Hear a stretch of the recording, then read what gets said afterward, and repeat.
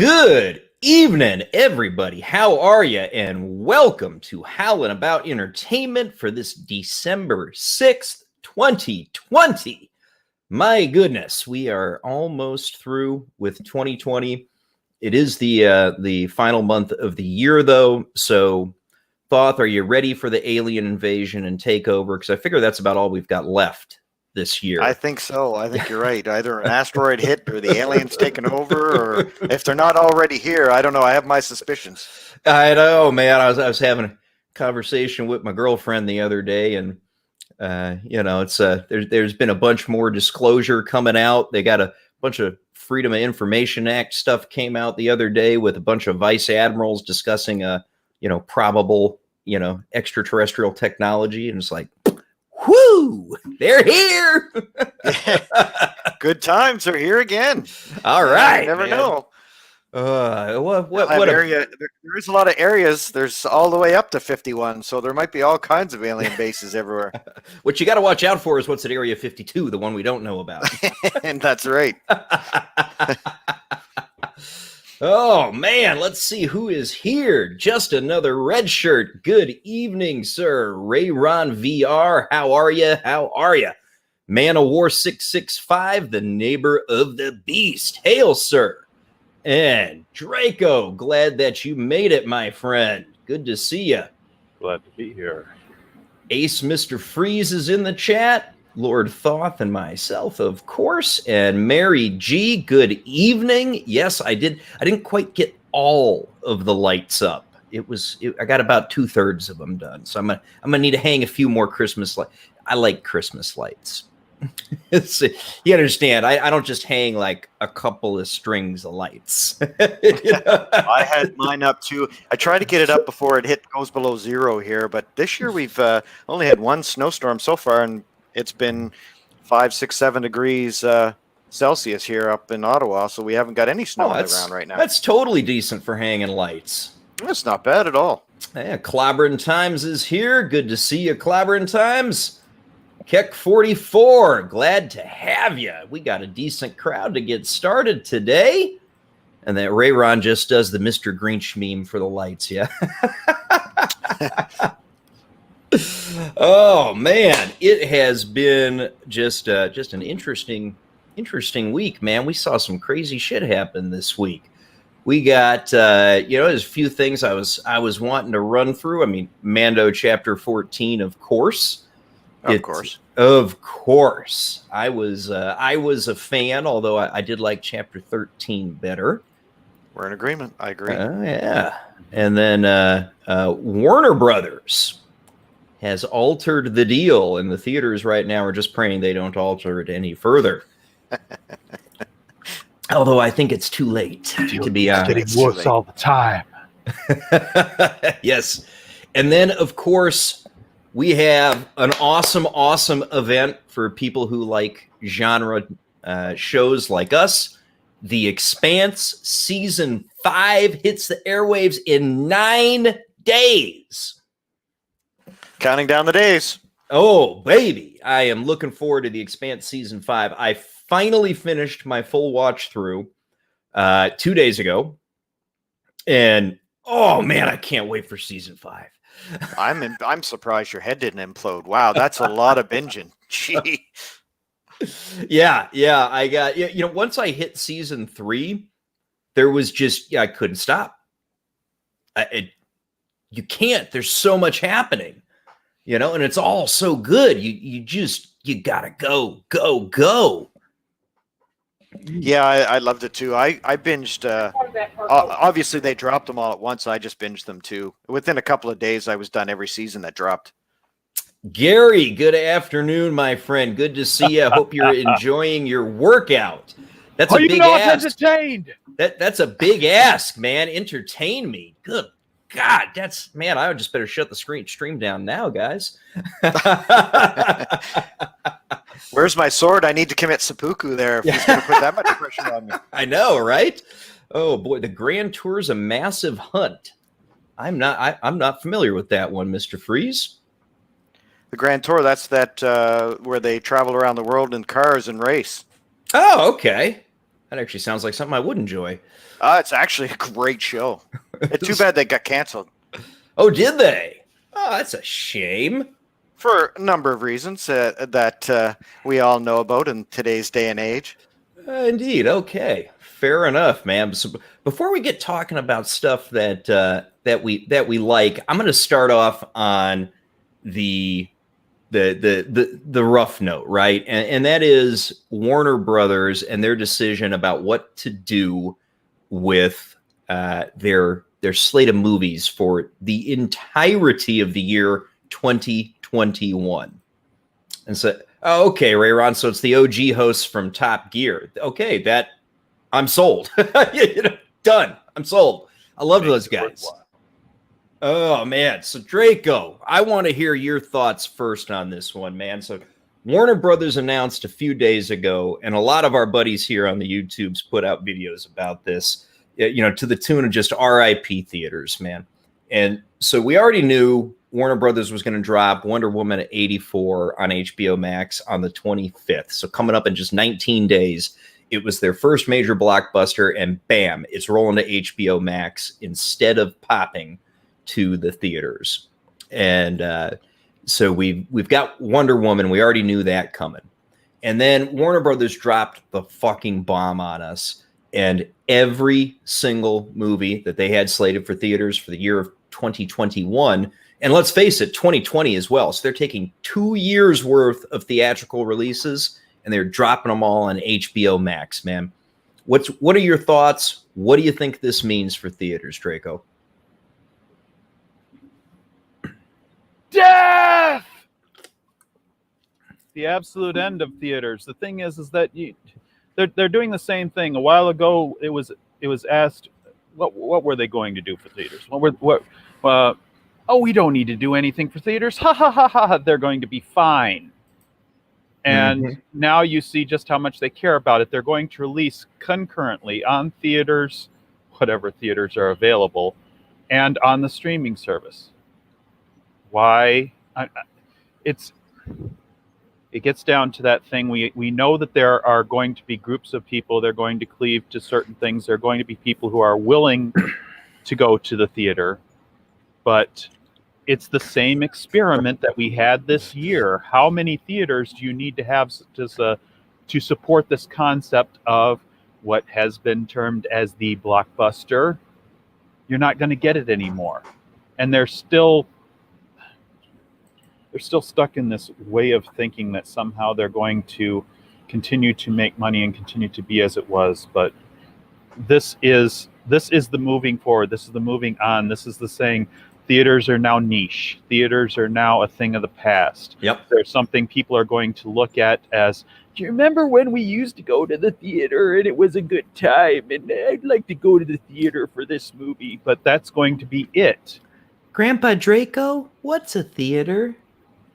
Well, it's a really special place, young Bobby. That's where we used to go to see the pictures on the big screen. You did not have to go over to Uncle Jamie's massive TV thing wall that he got. It's so newfangledy and up to snuff. But we used to go there and we had overpriced popcorn and overpriced candy in big boxes, and it was special. Yep. Yeah, and this is an interesting comment from Jaffo. And hail Jaffo, by the way. Good to see you again, man. It's been a few weeks. I hope you've been all right, my brother. But, Jaffo says he no longer has a movie theater where he lives. 90-minute drive to the nearest theater. And, sadly, I think for people living in more rural areas, which I wish I did, to be honest with you, this is going to be true more often than not moving forward. It's not true today in most places, but you give this another 3 months or so, and this is going to be just the way it is. There's no way, because if you look at a lot of the theaters that came up in the area where I lived over the last 10 years, these are big money, a lot of money sunk into a small location that people would drive to. And the smaller theaters just went by the wayside. The older theaters just went by the wayside. Now they've sunk all this money into it. And you've got to have cash flow. You've got to have lots of pictures. You've got to have people that are willing to go out to see the pictures. This didn't used to be a thing. This didn't used to be an issue that you needed to think that people wanted to go see it. They just would. They wanted to see the first one. They wanted to see it the only place they could. Mm-hmm. Now they've got alternatives. Now they've got conveniences. Now they have the ability, if they wish, to go somewhere else. It certainly got me thinking about wanting to invest into a nice sound system, probably a bigger TV for the bedroom, a few things like that. So Thoth, what do you think about this comment from Mary G? I think this is I think this is very on the nose and dead on. And she says they'll never make the money they did without the theaters. Streaming services will never make them that kind of money. No, I agree. I'm just absolutely devastated that I won't be able to get to see Space Jam 2 next summer. It was Sorry. LeBron in that one, right? Yeah. I think that we've known this is coming for a very long time. This is a 20th century fossil. Technology has gotten to the point now where we can watch a movie almost as good in our own bedrooms or basements or wherever you have your TV set up. I have a home theater room in my basement set up with surround sound, state-of-the-art speakers, and a big 4K projector, 120-inch projector screen. So for me, the joy to go out to a theater was, one, for a date. You go out, get out, have lunch, have dinner, whatever, go to the movie, get out of the house and have fun. And it was usually just the blockbusters that we went to, because there's really no reason to watch any of the other movies at a theater when you're paying, $50 a pop plus the popcorn, which is, you have to take a second mortgage out on your house in order to go see this stuff nowadays. So we knew this was kind of coming. I don't think that they will make the same kind of money that they made in theaters. Obviously, there was a lot of loss leaders that they put into theaters in recent history. Those they wanted to win the big awards. I think that the Oscars is not something that anybody is watching anymore. Anyway, we don't really care. It's not something that makes any difference to us, because we go to the movies, we spend our money, and it's usually the movies that are more popular that don't win any awards, which is another fossil from the 20th century award shows. Yeah. It's Jaffa, you had an art show. Good, man. I hope that it went well for you, buddy. But Ray Ron makes a good point about, date nights. I mean, the whole cliche of dinner and a movie, right? I mean, it's gone to an extent, right? I mean, if you don't have theaters to go to, your alternative is what? Netflix and chill, right? That's right. And today's family is huge, right? If you have, say, the 2.5 kids and the wife and the husband, and you go out to a movie theater and you pay $100 to go out to see a movie, where at home, if you can stream it, if you can pay $20 or $25, I can see that they're going to settle into a equilibrium here before too long, whereby how much is it going to cost versus how much the movie costs versus profit, whether it's profitable or not, whether or not they can put it through these streaming services.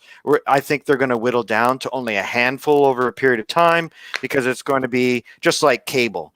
The only people really who get cable nowadays are the older generation, which are disappearing, or those who really want those. It's easier than to do something more technologically advanced. But you know what? This is the 21st century. Kids are born with a cell phone in their hand nowadays, and they're a smartphone. They're learning at a faster rate than we ever did. Like, man, I went to the movie at a drive-in theater where we had that big audio device that fit on over pull the it window, into the window, and was like the whole time, right? And that's the good old days of movies. So I think nowadays people just want the comfort of their own home. They don't want to have to go anywhere. And with this whole COVID situation kind of making us reevaluate our lifestyles and what we do for a living, I think that's going to be a major change coming up by 2030. Yeah, I agree entirely. And see, Geek Tropology has joined the chat. Hail, Geek Tropology. Thank you for popping in, my friend. So Mr. Freeze makes an interesting point, right, about theaters being vital to the courting process. And he also said, when he's doing dinner and a movie dates right now, they don't even they don't even make it to the movie because they're at home. So it's interesting, true. Man. I mean, how much are you willing to pay for a first run awesome new movie on top of a streaming service? Excellent question. Because I think we learned that $30 for Mulan didn't work. No. Well, it was Mulan too. Well, I think that there's going to be a tiered scale for movies as well. Now movie companies are going to have to start to reevaluate their business model as well. How much you're going to put into a movie, how much you're going to pay actors, what are you going to pay for the CGI, what are you going to pay to get that to a streaming service? So do companies now have to buy a streaming service, have their own production company, and do it all on their own? Amazon, Netflix, whatever you want to call it. They're going to have their own budgets for creating their own movies. And I think Netflix has already started doing that anyway. And a lot of companies are looking at too. That's why HBO was doing this. I think Warner Brothers, really what they did is they got ahead of the scale here. They did a preemptive strike on the movie theater business. And they just said, look, it's not a relevant business model anymore. And we're going to try to do it our way and see how it goes. There's a lot of movies that they're going to be pushing down to HBOMax. That's going to be loss leaders. They're going to lose money. These movies are, potentially $1 billion at the box office. They're not going to make that. No, I think on streaming, God, no. We saw that with the whole James Bond debacle. So, yeah, I think that the future of movies now is they're going to have to budget better. They're going to, I think actors are going to be taking pay cuts. You're not going to pay $20-30 million per actor anymore. I think that this whole business model really has just imploded. Yeah. Yeah. Oh, absolutely, man. And it's not just that the business model is imploded and just going completely sideways, but I mean, take Geek Tropology's point here, right? He's a hermit. 2 reasons going outside were to visit the doc and to go to the cinemas. So he's saying that he guesses he's going to enjoy some more time inside. And I'm a hermit myself, and not quite that much. So, I mean, I really sympathize with where Geek Tropology is coming from here, because, one of the first things I did when they let us, the theaters open back up, was to go see some of those classics they've been showing. I mean, I've been to the theater more this year than I was last year because they were showing some great shit that I wanted to see. I mean, it was like, I hope to hell somebody's playing Die Hard this month, because I really would love to go see Die Hard in a theater, Yeah. But, I mean, that'd be cool. I was too young to see Die Hard in the theater when it came out. I was rated R and all that. So I don't know, man. And yeah, that's an interesting thought, Mr. Freeze. One of the things that he's pointing out here is like all the shit around him is closed. Mr. Freeze is from an area where they've got a lot of stuff pretty tightly locked down right now. And so dating is a very different environment today than it used to be. And there's going to be quite the ripple effect here too. Like, I'm seeing theaters close already. So here in Ottawa, we have several theaters around the city. And for myself, I'm lucky. I can go to a VIP theater, which is adults only. They serve you wine, they come and take your order, you sit down. It's only a handful of chairs that are there. That's the deluxe kind of show, right? And then there's the regular theaters. There's three within quick driving distance from us. But we can't forget what that kind of that effect of a business like that closing down has on the local area as well. I think that not that it's going to be a huge impact anymore, because I think theaters have been going down for quite some time. So in the old days, back in my old hometown, you had the theater and all the restaurants were around the theater. So you'd go out for dinner, then you'd go to a movie.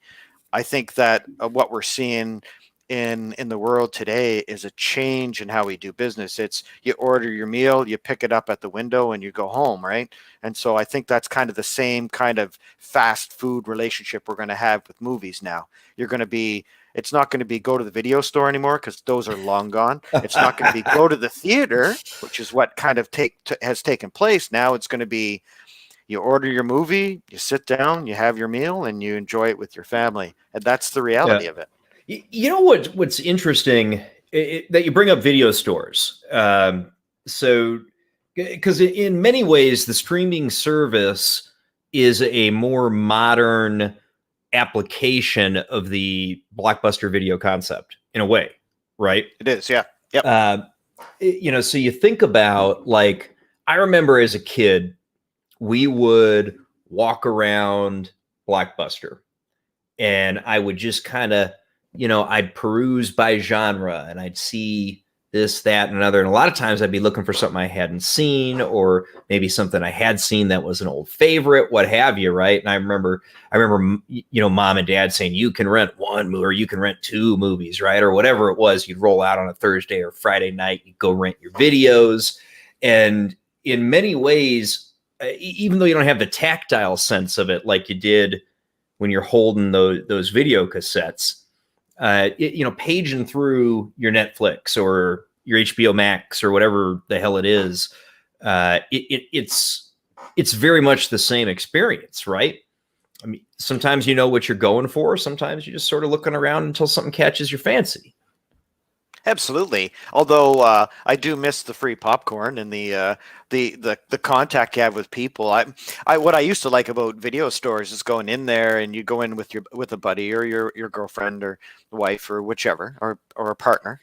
And that was all part of it too. It was kind of a social atmosphere. The place was packed in the old days. There'd be lots of people. You get all the new releases. You go to that section and you'd be, the smell of popcorn and everybody talking and laughing. And you go, hey, did you see this one? Oh yeah, man, I saw that one. It's good. Yeah, I get it. Or the guy at the counter would go, no, that one's not so good, but try this one. This one's, our bestseller. Like you get a lot of the feedback from the people working there. They were usually young people, so it was fun. Of course, at the time when Blockbuster was around, I think we were like young people too. But I think we're going to be missing a lot of that. I think society is becoming a little bit insular, and that's something that society is really going to miss in the next few years. We're going to start being more stay at home, work from home, not have that social contact. I feel really bad for those people out there looking for a partner or looking for a friend or like meeting new people. What's going to happen if we start to learn from home? What happens if school is now at home or everything else, right? That kind of scares me that we're going to become that society that just stays at home. And this might be really the first stage to that. It could be. And say a quick hail, Polly. How are you, hey, sir? Polly. What's up, fellas? Ow! we were just reminiscing about video stores and how the streaming services, and with the drop of all the big movies on HBOMax, they've kind of replaced that experience for us, Polly. So sorry, Mom. I had to chow down some chicken before the show too. It started a couple minutes late because of it. I was hanging Christmas lights, brother. Nice. I didn't finish. And I had to cram her down there before the live stream too. We're wrapping presents and trying to find the proper boxes to ship them out to Canada Post tomorrow. And we want to get them out at the 1st of December because I think everybody's going to be shipping their packages out this year. So got to get her done. There you go. Now, Geek Tripology, I am going to fight you on this because the original Die Hard is the best Christmas movie ever. Not Die Hard 2. No. I do like Die Hard 2, though. I do like Die Hard 2. Hello to Thoth and to Draco. Hey.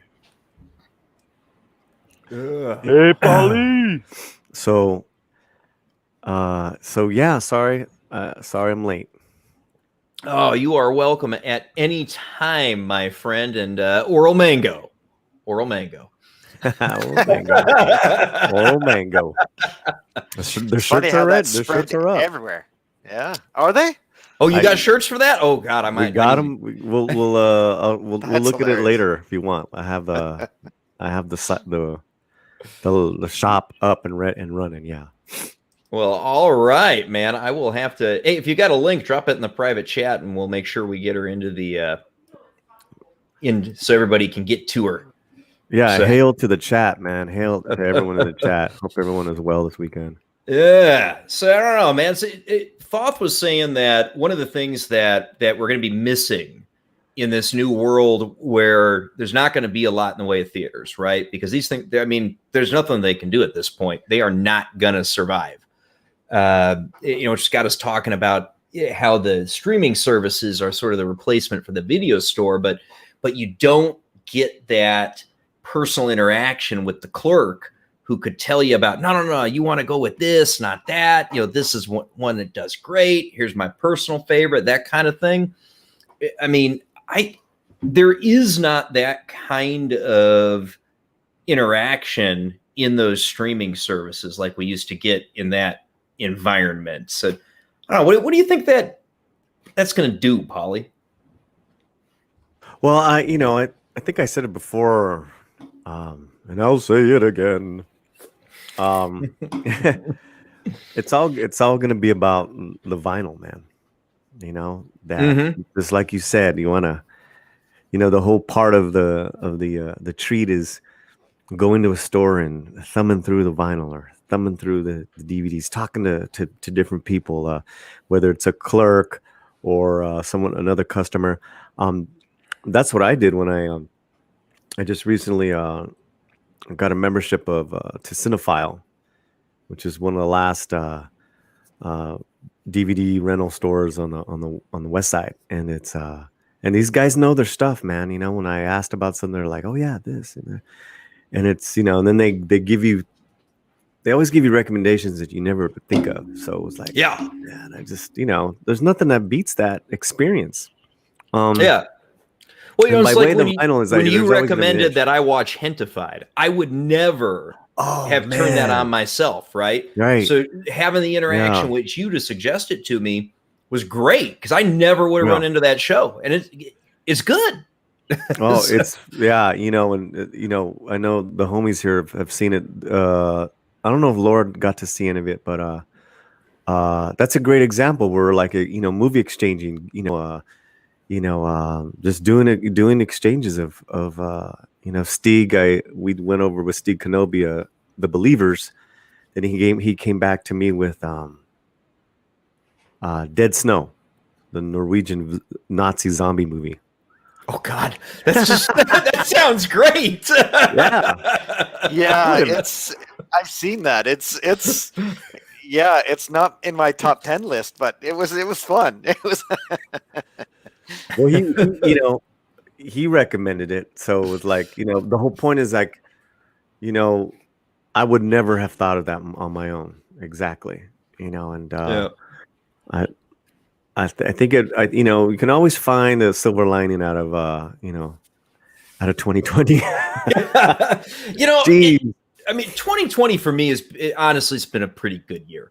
Beyond all the crazy shit that's going on in the outside world, I mean, at a personal level, honestly, it's been a pretty good year for me. Mm-hmm. And it's important we remember that, right? I mean, the things that went good. I mean, for one thing, I met all y'all, everybody here on the panel, the guys who couldn't make it to the panel today, y'all in the chat, my wonderful, wonderful girlfriend whom I love very, very much. I mean, all of this is people that every one of these people I met y'all this year, and hell. Great point. Very good point. Silver linings have definitely been bright where you could find them. You betcha they have. So I don't know, Draco, what do you think the best way to deal with the fact that these theaters are gone and we don't have that kind of interaction that Thoth was talking about, with the clerks or what have you? I mean, is this it? Right? I mean, does this replace that?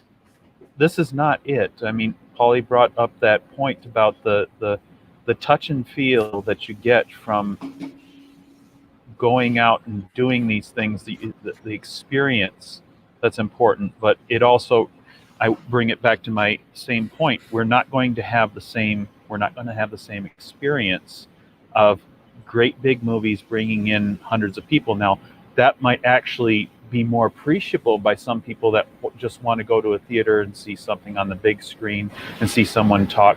You get together and talk about other movies, which also, to the third point, comes back to what we're doing. All of these new friends we made, all of us talking about the films.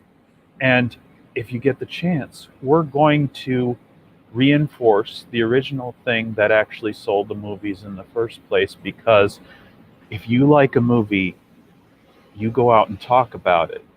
The thing that they forgot about is they were just selling these huge movies, and they put all the marketing into it. The god awful amount of money that is spent on marketing, when some of the best marketing you get is making a great movie.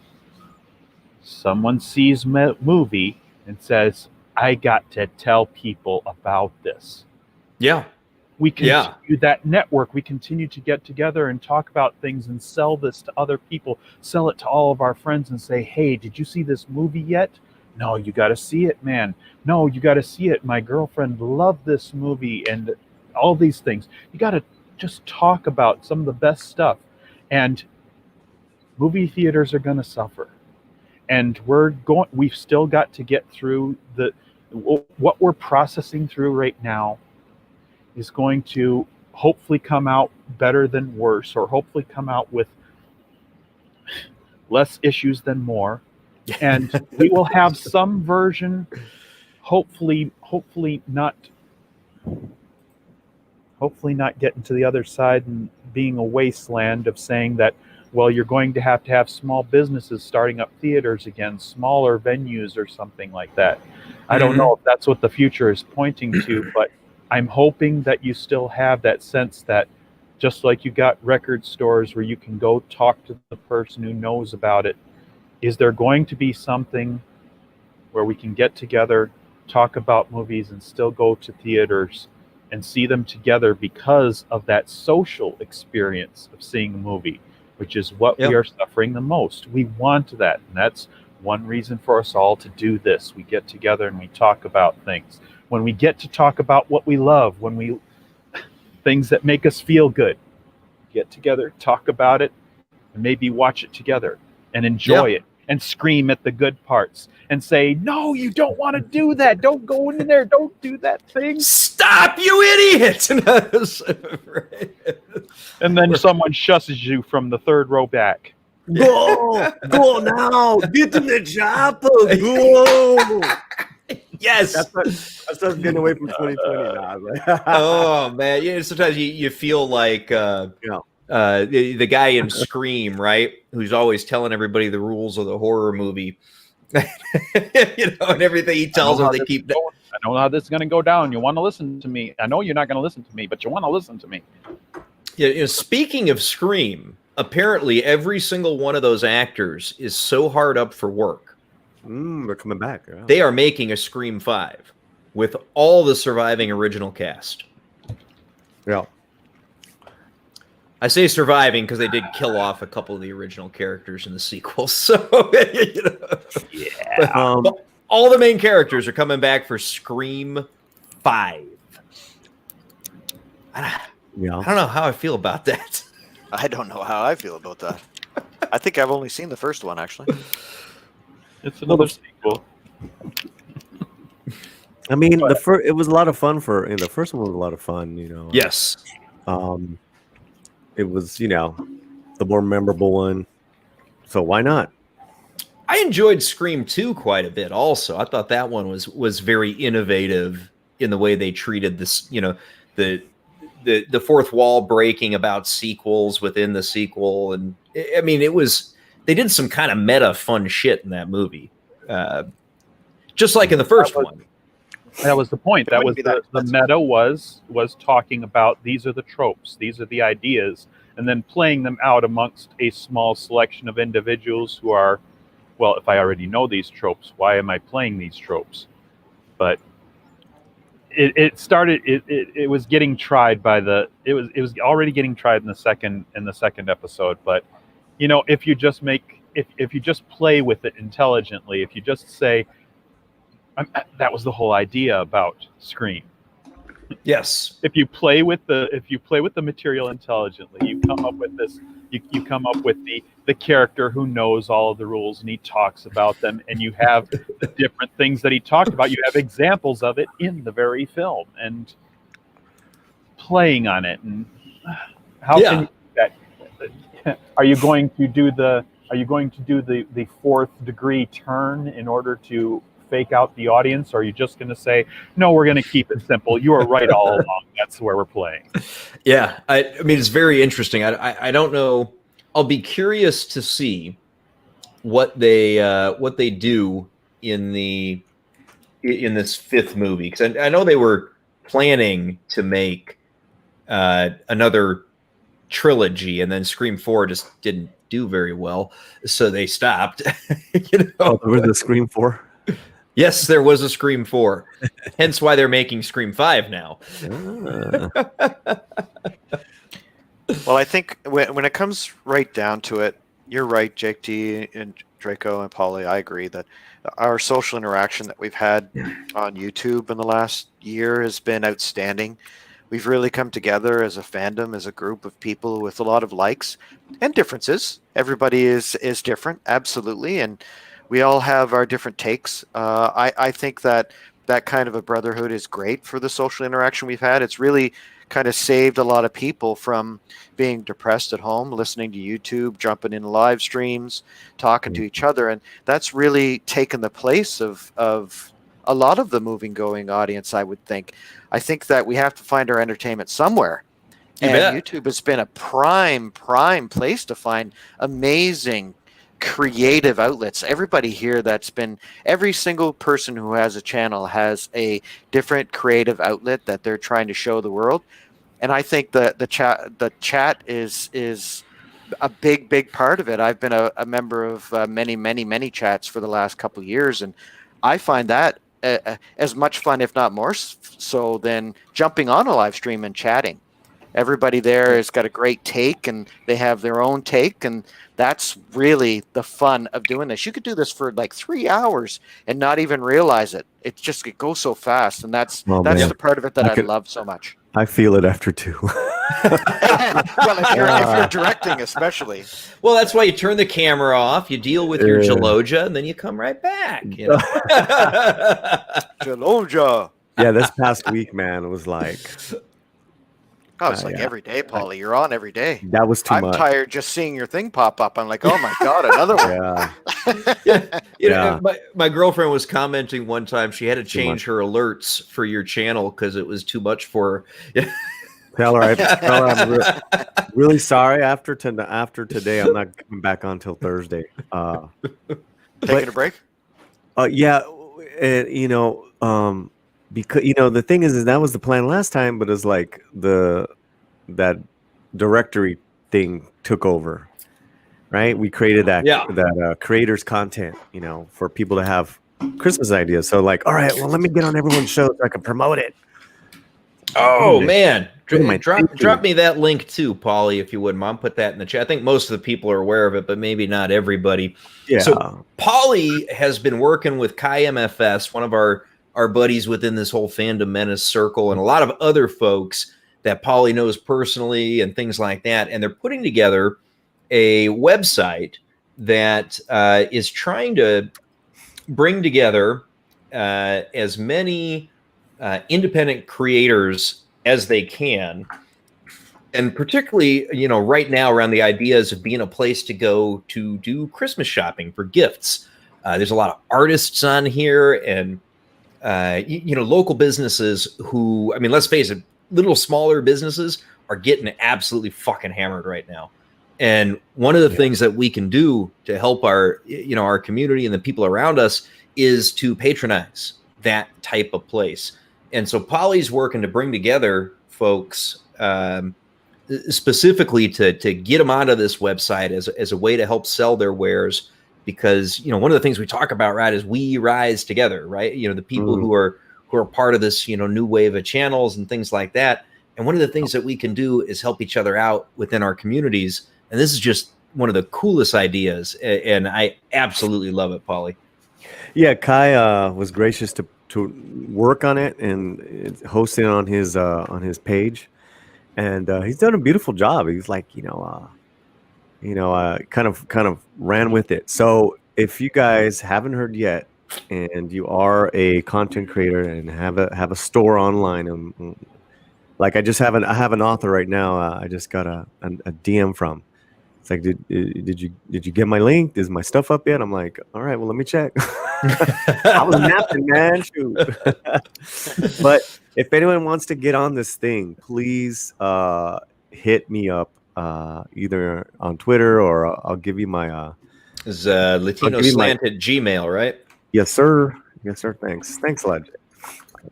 I remember you dropping that the other day, or no, earlier today. It's been a long day, man. Oh, for real, man, for real. And but yeah, I so that kind of took over the weekend. It's like, anyways, it was just it was a lot of streaming last week. It was But yeah, I mean, I think it was great stuff, though, man. It was great stuff. It is. It's a great, cool idea.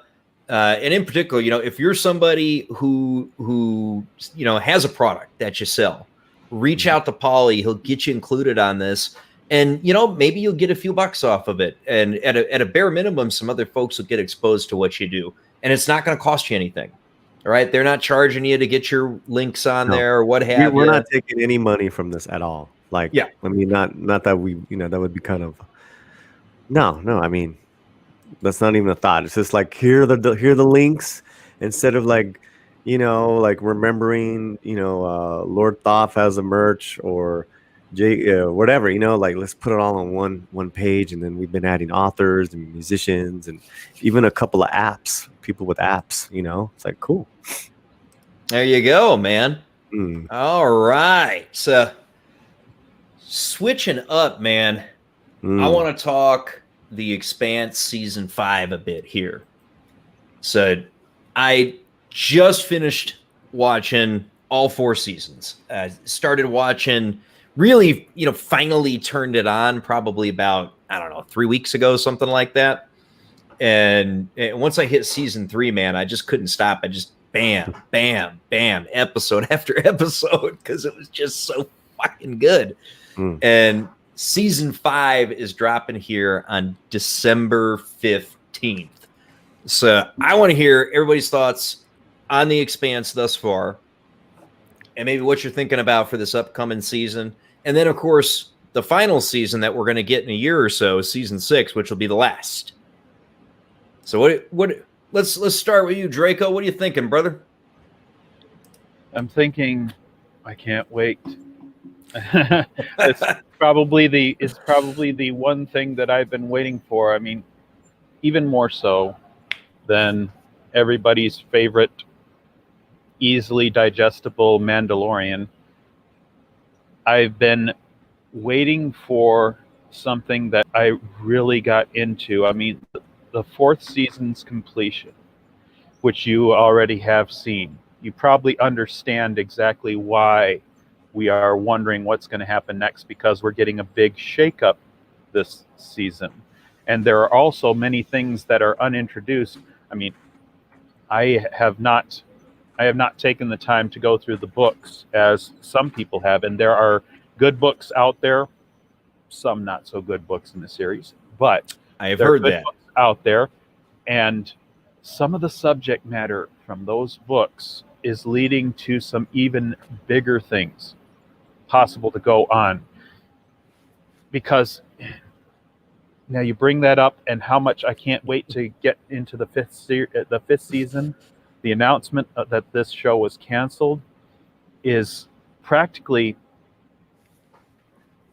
I'm distraught by it, because what they have been doing with the series so far, and you are just the latest example of that, just making an enthralling tale of solid, hard science fiction, very few real issues with the material, so much so that you don't care if you get into the stories, and there are characters that we have gotten behind.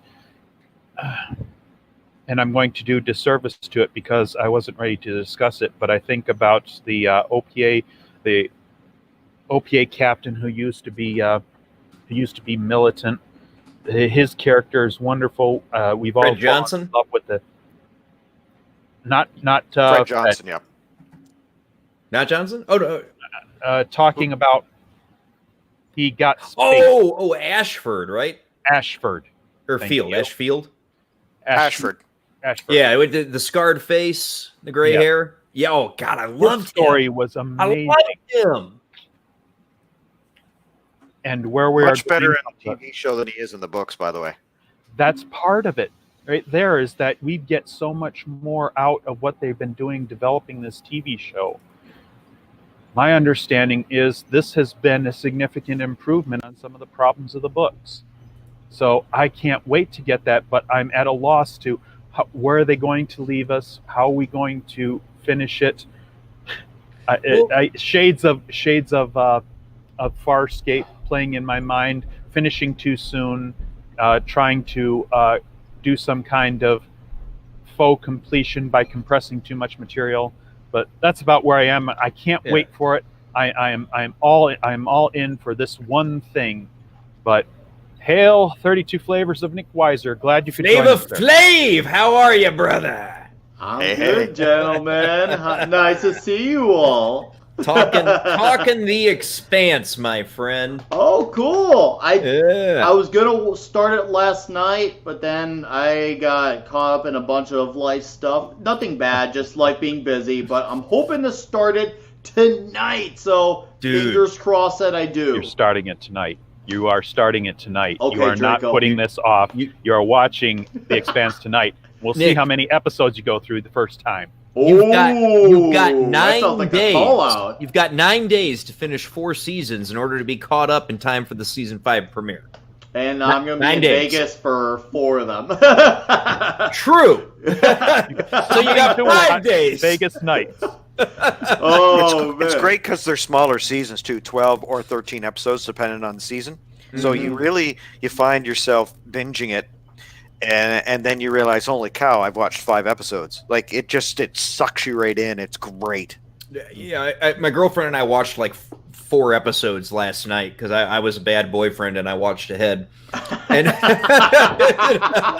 that's okay because I'm enjoying rewatching it. Hey, ain't nothing wrong with that. That's good if the show has rewatchability. That's a good thing. That shows you, once again, that's a testament to the show.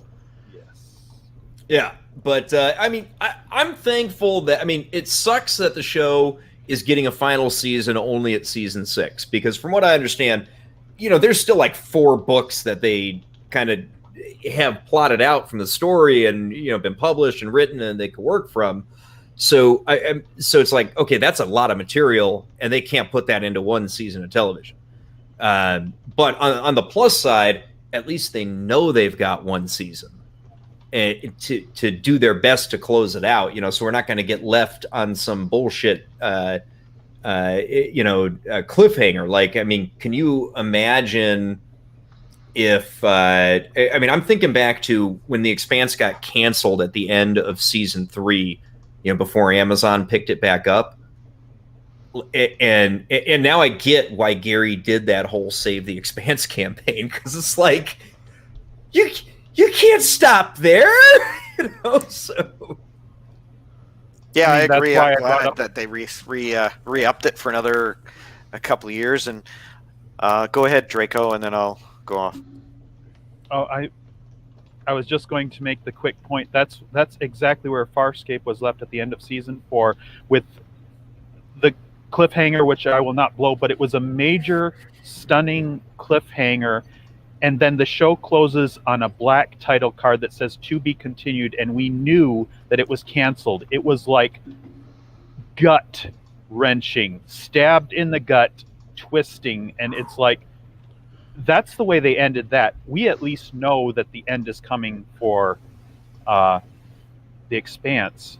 But at least we got the Peacekeeper Wars, the movie. At least we got that. They came We back and didn't did know that. that was happening. No, it was pretty soul crushing when it did happen. I remember that, being a big Farscape fan that I am. Yeah, I agree with you. I'm there. It was pretty upsetting. But But yes, please go on with your further points.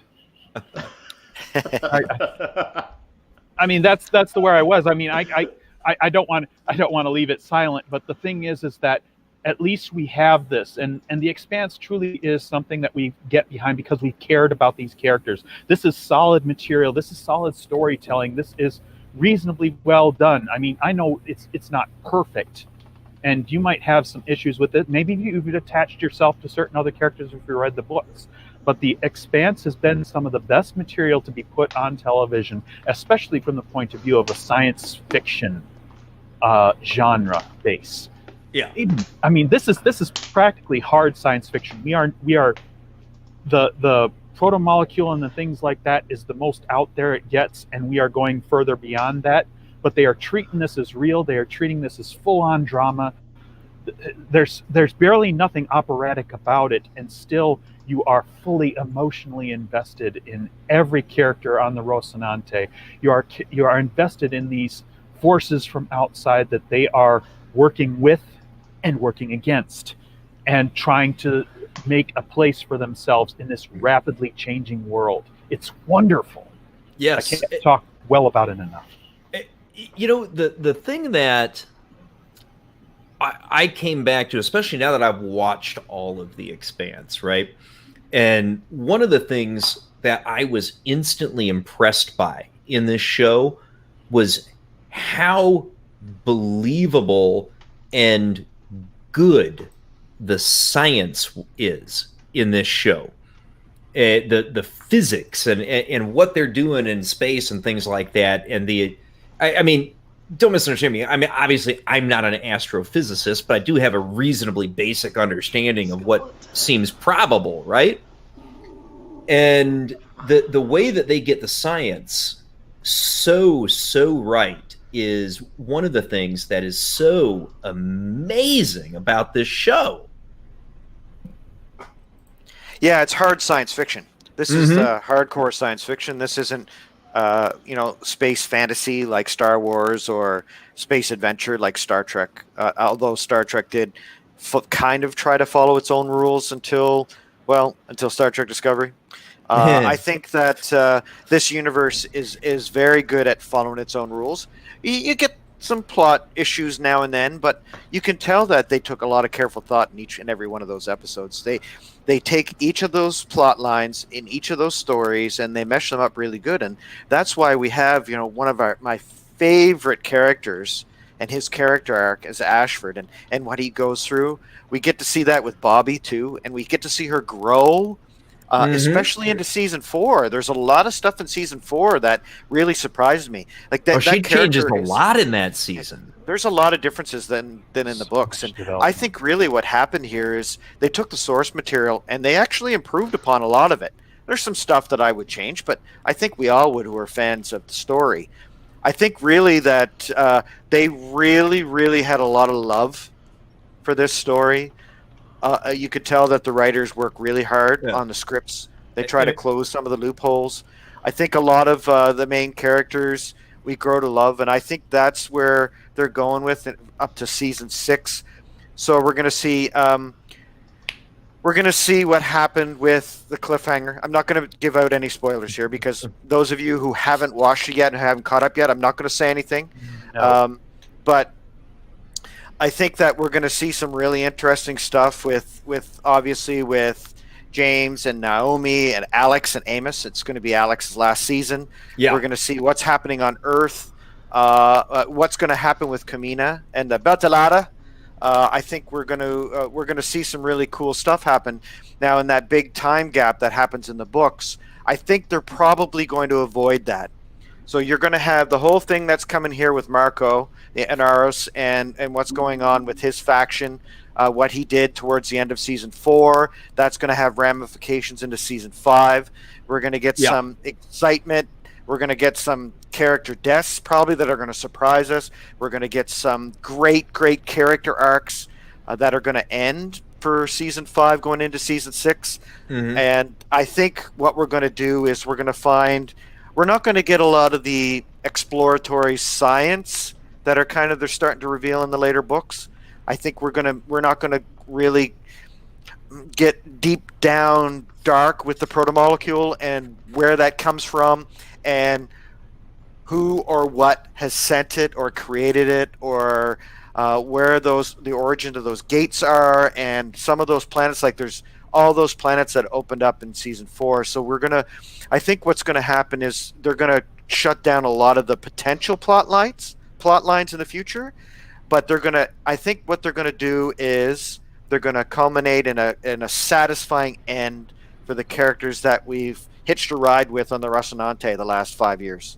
Yeah, I mean that's kind of what you're going to have to do, right? I'm very thankful that they're given that final season to wrap things up. I mean, if I'm putting together a science fiction show right now, I mean, the first person I'm going to talk to be in charge of it is Naren Shankar. I mean, just what Shankar has done in The Expanse is. It's almost beyond any other sci-fi show that I've ever watched. I agree. Not to be a bandwagon jumper offer, but I think we also have to consider what happened with Game of Thrones. And so Naren Shankar, he's got outstanding source material. Yeah, and he obviously has the people who wrote the book. They've also been a part of this. So if you have great source material, it's not that hard to make things better for TV. But putting him on an original show where he doesn't have the source material, or having him run something different, might be a challenge for him. But we'll have to wait and see, because he's really impressed me with The Expanse. But a couple of dudes for the first few seasons of Game of Thrones did the same thing. Yeah. Sorry, Coldwater. No. That's understandable, man. So we getting you excited to finally turn the damn show on, Nick?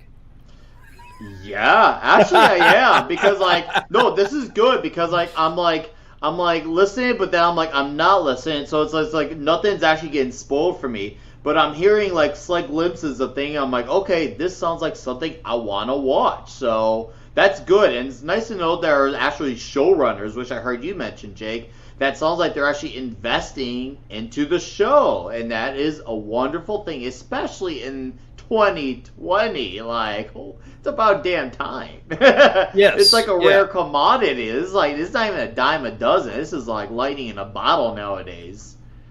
It's about bloody time. No, I'm happy. I can't wait to watch it. I mean, I'm gonna do my best to at least blaze through. If worse comes worse, if I need an extra week or two after Vegas to get to, I'm gonna make sure I get to season 1 before Vegas. 2 if I'm lucky, but that could be a stretch.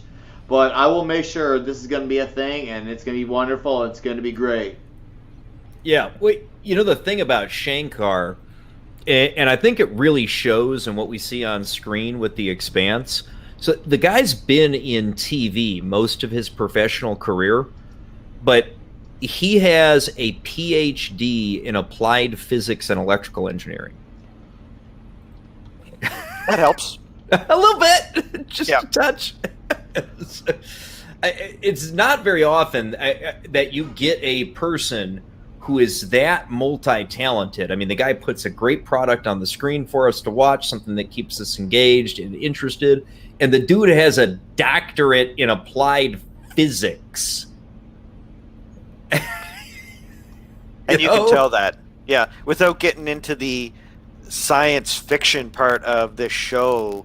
That's really where you're strong. You're when you try to stay modern day physics level in the show and not get like hyperspace and warp drive and inertial dampeners and stuff like that. You can tailor that science into a near future science show, and I think you can tell that he's educated, or at least people on his staff were. If you hire the right people, you can create an amazing show, and that's the important thing. Yeah, I think that also here too is this is how you do a diverse, strong, ethnic different cast the right way. This is just perfect because everybody is represented, and that's why another reason why everybody loves this show. Yeah, I mean, you bring up a good point. I'm glad that you brought that up, Thoth, because we keep hearing a lot about Sounds like somebody's rattling papers or something. Is that Nick? Is that you, maybe? Yeah, it was Nick. I got him. Okay. So he was shuffling around something there. He'll be back with us in a moment, I'm sure. So, but yeah, so Mary's saying, unlike a lot in the chat, she wouldn't call herself a huge sci-fi fan, but it's amazing. So, and yes, you to keep the Y's in your name, you gotta watch it, Nick. Now there's some wisdom for you. Oh, yes, man. listen to Mary G, my friend. I guess I just gotta listen to what Mary G says, and that doesn't sound like a bad thing at all. And it's great to see you, Mary G. It's I always love hearing your wisdom and your take on everything. And this is a great show. I agree 100%. Yeah, it's we hear a lot about. I mean, think about the Disney whiteboard for their new Star Wars that they were working on, right? When they were developing this High Republic that looks like it may never even see the light of day. I mean, we keep getting little drips, but nothing's coming out. And they had this the High Republic in air quotes. they had this whiteboard up, right? And the very first thing on the Disney writers' room whiteboard is diversity. And then it said dinosaurs. And then it said diversity again. And then it said lightsabers and the Force. And then, somewhere down towards the bottom, I think it did eventually mention, good stories and characters. but they actually had diversity on the Hail board. whoever leaked that, too, because that was awesome. Boy, that gave us some ammunition. No Information more is war. ammunition. Boy, I That tell was ya. No beautiful. more war. It's Star Wars, but no more. No more war. No more wars. It was on this whiteboard. Knowing is half the battle. I'm against war. It's Star Star Wars. Wars. But then you take a look at a show like The Expanse. So, Thanks, Polly. We needed a laugh. So, I mean, We were getting serious again, I think. right. So, The Expanse. Let's try these biscuits. The Expanse Ooh, is biscuits. naturally. Try some biscuits. What do we got? Oh, you got the biscuits today, Y'all got The the biscuits. dude. Now, what you're cheating on what you were eating last time? What were those little sweet little muffin things? Empanada. And the empanadas. Oh, empanada. Yes. My wife likes empanada, Bro. too. That's the Spanish in her. Custard filling. Yeah. Why can't Sugar- it be Star sugar strudel. Piece? Yeah. Yeah, I'm with you there, Mr. Star Freeze. Piece sounds really exciting. And Geek Let's talk about Tripoli- our feelings, hug and cry. That's what it's Star Trek Peace. That's what it is. Yeah, and you see, Geek Tropology is saying it was in the Jamaican Republic First Look trailer. Dance biscuits. Dance biscuits. That sounds like a good tune. That sounds like a title for a song. It does. I don't know. It sounds like something you might find on the hub. I'm not sure. What do we want? Star Piece. When do we want it? Dance biscuits. Yeah, but Biscuits. right. So Star Wars is screaming about how they got to do diversity. Meanwhile, The Expanse is just fucking doing it without telling you about it. That's That's fucking right. great. Fucking great. At no point in time did someone's casting or somebody's preferences or anything pull me out of the story and scream at me. Like, it was just, if your partner is the same sex, who cares? Just tell a good story. I don't care about what color, race, creed, religion, sexual orientation, none of that stuff. Just tell a good story. So quick poll. Everybody's favorite character in The Expanse. Polly, who's yours? I've never seen the show. You haven't seen the show? Why do you think I went dark for so long? With my big mouth, dog. Shit. Okay. I was like, yes. You Oh, what a and Nick Expanse Weiser, right now you're going to after start this. a watch party right when we finish the stream. Oh. All right, well then I'll just have to ask Draco and the chat too. Who is your favorite character in the chat? Draco, who's yours? Mine is Ashford, but that's going to have to change in my next down Get it out, The Junior. line. Come on, do it. That's why I need to have these things in front of me, because I'm an old man, and it doesn't seem to work when I want to get these things out, but I don't have it in front of me. Amos. Yeah, Nano Reaper's saying Amos. Yeah, I understand that. Amos is Oh, jeez. He's I got it out of my interesting. head about the exact same time Nano Reaper puts it on the frickin' chat. I should just... Somebody will eventually put it there for me, and then I won't have to... Jaffos with Amos as well. Clobbering Times thinks that Polly's absolutely the best character. So... What? Yeah, he's great. He's a good character, you know. He's Paulie. He's a good character. I mean, I'm not gonna oh well. I love the Expanse episode 19. There's only 8 episodes. Episode 8. Oh no, man, it's cool. I just haven't. I started watching that first episode and I fell asleep. You know, the first couple times I tried to watch the show, I honestly did the same thing. It's a show that you need to pay attention to it. It's not something you can put on in the background. But once you're in, you're fucking in. You know what I mean? Yeah. Well, yeah. I got to check it out. Yeah, so Holden is Mary Jean's favorite. It reminds her of Jon Snow. And she likes Christian too. Possible ways. Yes. Yeah, but Mr. Freeze, Amos and Ashford, and Bobby Draper, yeah. But Ava Sorella, she's it for me. She's my favorite character in that show. You gotta love her to hate her. Love to hate her. I don't hate her.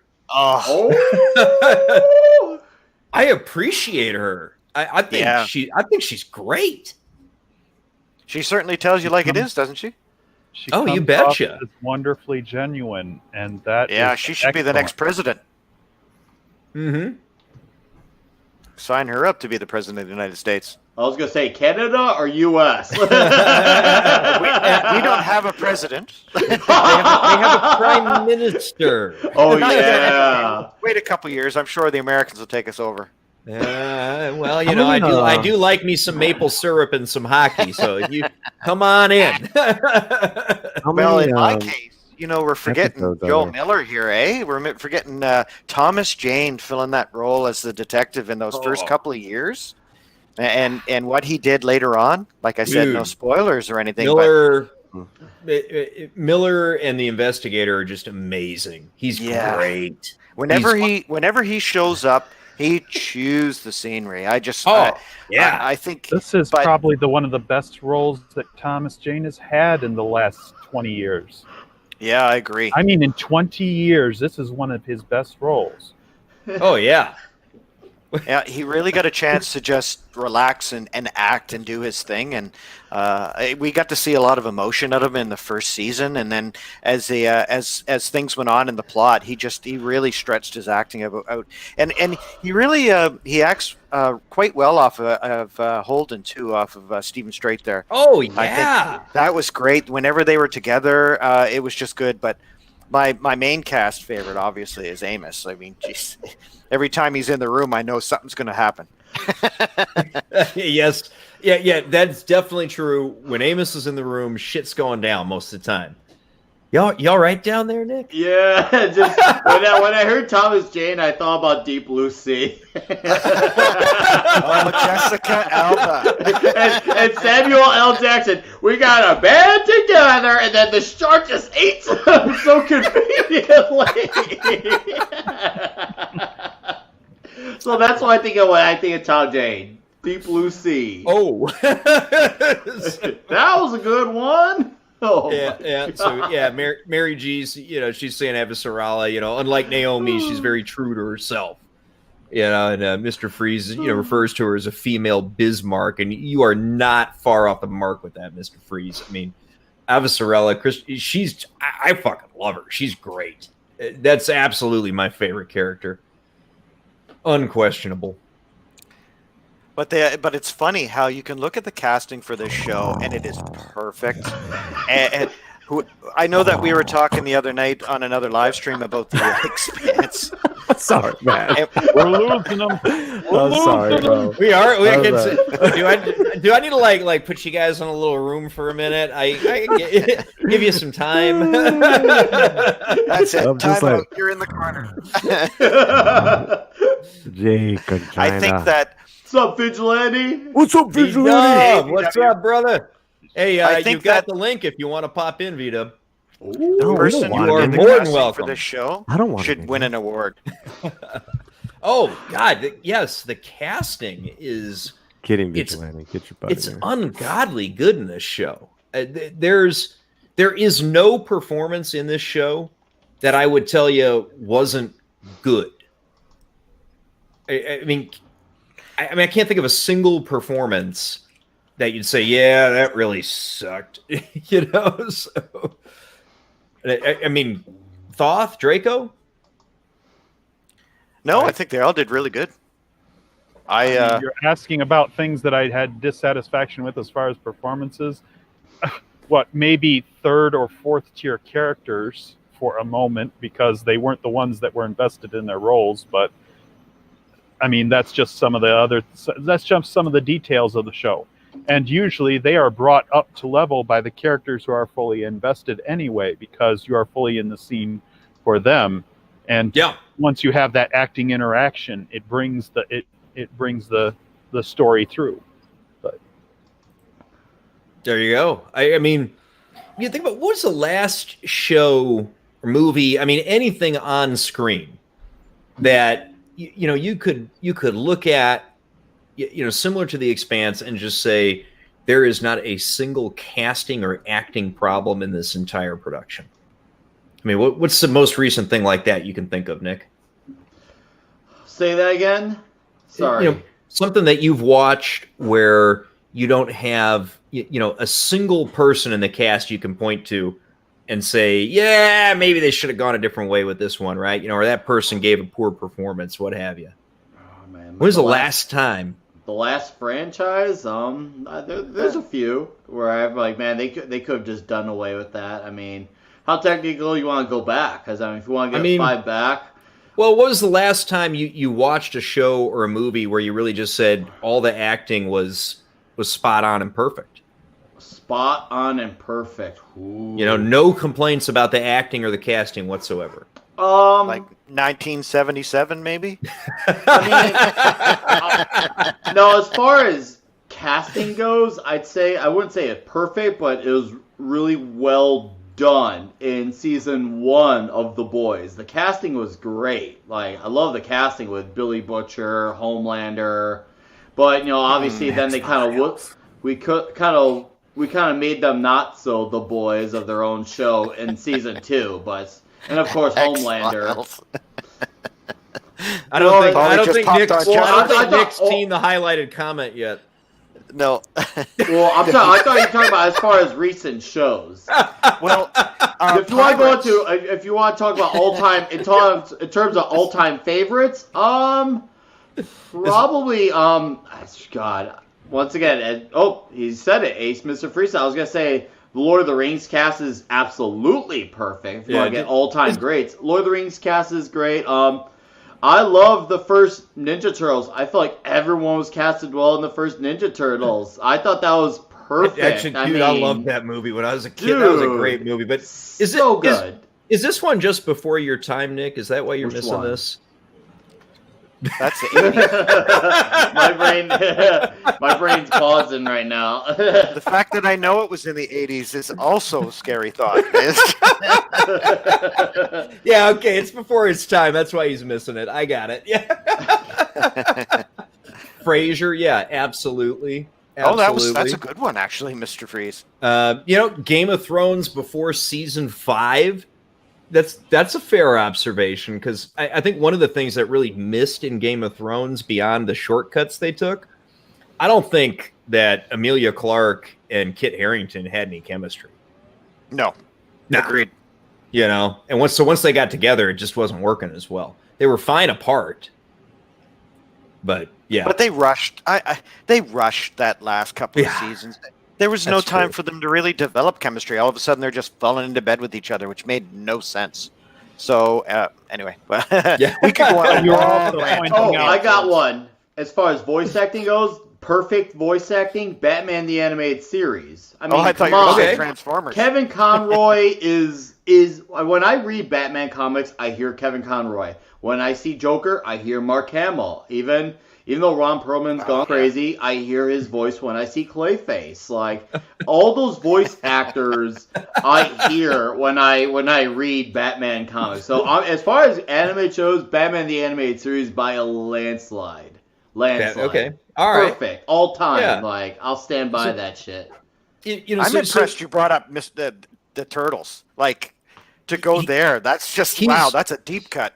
he's not wrong. No, Dude, it's not. it's so good. You put it I on thought right about now. that. And I went, you know, I'd had zero problems with the casting for that. So yeah, good one. Yeah, dude, it's such a perfect movie. And the But is it music also is so good. sad that we have to go to the Ninja Turtles to talk about perfect casting? It's a beautiful thing, man. I mean, come on, go Ninja, go, bro. I mean, that was the second movie. Go Ninja, go. Go Ninja, go Ninja, go. How about the fact that they put a pizza through a sewer and somehow the pizza did not get all messed up? They put through the sewer. YouTube, please close us down now. And you just roll with it, but it's still perfect anyways. Oh God, that was you're 2 minutes late, dude. Free pizza. Man. And that was back in the day. You ask the pizza places today, and the kids working there, they don't even. Oh, they don't know They shit. don't even comprehend that used to be a thing where it was 30 minutes or it was free. Yep.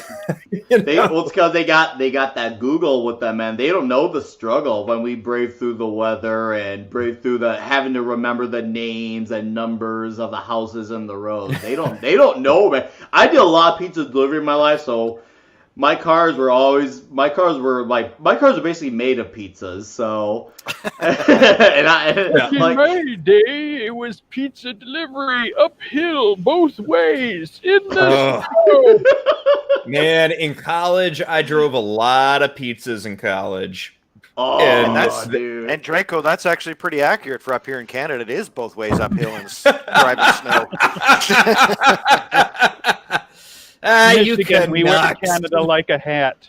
You can get snow in July. Jeez, Whoa! What? You that's haven't been pretty in rare. snow in It's July, usually Nick? 40 degrees. I don't know, Boo Boo. Why don't you tell me? You know, well, you got to remember though. I dared mean, you. I grew up in Like Colorado, Alaska, so we had 14,000-foot mountains to go to the top of, and you could get snowed on even in July on those. And Yes, it's great but to they've see got AM Arctic here. Circle on the Hopefully north she's side. trucking strong and the truck dog is doing good. It's great to see you. Say hello to Truck Dog for us, Apollini's minion, and give him a little milk bone treat from me, please. Truck dog is here. Truck Dog is here, Polly. He's in the house God, or in the truck dog. truck, actually. Yo, you give me so much anxiety every time you come on. And yeah, I love you, but I'm like, I go grab my own little puppies. I'm like, yeah. Delivering pizza. Yes, it is a fun job, Eric. I enjoyed it very much. I did kill a car doing that, though, and I ended up managing the restaurant when my car died. So instead of driving the pizzas. So, I hear that pizza delivery guys get a lot of extra attention from lonely housewives there. you know, I can absolutely Not confirm where for I- you that that's not true.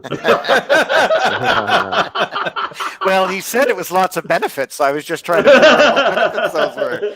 Thoth, get off the hub, return to real life. I think there's a whole section for that on the hub, actually. We And pirates. Don't worry. Oh man. Oh yeah. This live stream's getting spicy. Yeah. Like, Thank goodness Father Miller isn't here tonight. right? Father Miller, what is this? If Father Miller, Miller's if you're here, I'm sorry. The father's there. The nerd father. The nerd father.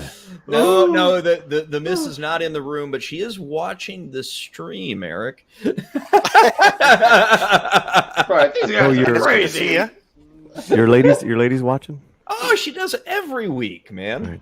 Right. Sorry, Every week. Sorry for all the alerts. I'm cutting down right now as we speak. I'm cutting down the Latino slant hours just for Jake D's. Ooh, that's love. It's love. It's appreciated. It's love. Hey, Too much I Polly. appreciate it, Polly. Right. This asshole's online again. You know, she didn't say it quite that way, but Right. Trust me, I know. oh man, yeah. There were some Spanish words in there I didn't quite get, so but I didn't get the translation. Oral mango. Oh, yeah. I'm gonna get my Oral Mango shirt this week, and I'm gonna wear that shit like every day. I don't care. I will do laundry as its own load for the Oral Mango. It's gonna be Yeah, great. man. Yeah, you're like, you wear that shirt every day. Okay, so Oral Mango, bro, get with it. This is the Dude, future. You got to drop another super chat on Jay to get us a new Man, I'm Spanish broke word of now. the day video. I went broke for the month of December because of drunk 3PO. Well, I thought you monetized that and put it on T-shirts and stuff now. Well, the thing is that now I became a member of his site and I feel less funny. I like just going in there and coming out, you know? Dropping in, dropping out. Yeah, Popping man, in, yeah. popping out. Yeah. There you go, man. There you go. Ooh, the Hey, freeze. look at that! You've resulted in a sale already, there, Polly. Bringing those Oh, people great. together. Oh, is that that's actually one of Kai's hookups with the Warren which one? I'm gonna look it up. Warren Tales greeting cards. Oh, Those greeting excellent. cards are actually pretty some twisted humor on those greeting cards. Oh. Well, then now I understand why Mr. Freeze got them. Yeah. yeah. He is a great dude. I love chatting with him on Gary's member streams. But he's a younger man and his head's in a different place than mine, which mine used to be. I appreciate it. Hey, yeah, you gotta see, pick a good there you fight. go. Perfect for him. Oh man. Yeah. But That's all a good right, fight. guys. Chapter 14, Mando. It is time to discuss some Mando. I'm ready. You're ready. I just A right before I tragedy. hopped in here, I did my God. review Tragedy. finally finally for Slant got his mask on. I should get my face shield on since we're all getting this. Hold on, let me get my face shield. Hi, I my think I name is got it. Hi, my name is Vigilante Williamson. My name is Vigilante, and I wear a face mask and a Detroit Pistons ball cap. Hi, I'm going to talk about the V-Dub, decline of the Western civilization. You got to get in here and defend your honor now, V-Dub. We can't let this stand. Oh, no, This I like aggression Latino slant. I will like not Latino stand. slant. It Latino will not slant. stand. Yeah, What you is can come on this? my show anytime. Latino slant. I like the Latinos. Okay, now, wait. This Polly Wait, aggression let's see will not this. stand. What is this, Nick? This is my face shield. V-Dub says That's he's being impersonated by Polly. He's made it.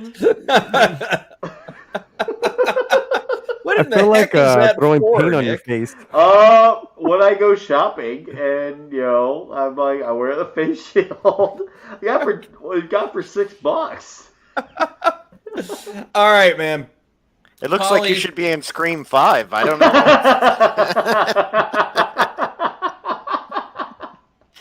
I'm crying. All right, Polly, I want to hear your thoughts on Chapter 14 of the tragedy, brother. Or did we just lose him? Nope, he's here. He's back. Okay. My thoughts on. You can catch my episode on the Vigilante Williams show. My thoughts You can't see my face.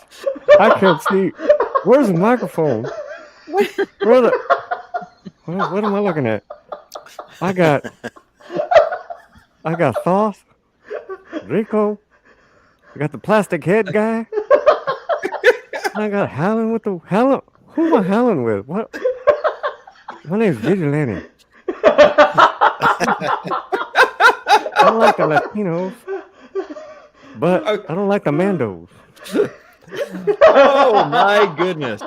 I All didn't right, even know well, Robert hey. Rodriguez directed the So- episode. So Nick, what do you think about chapter 14, man? I'm Hey, still trying. stop trying to put me down, white man.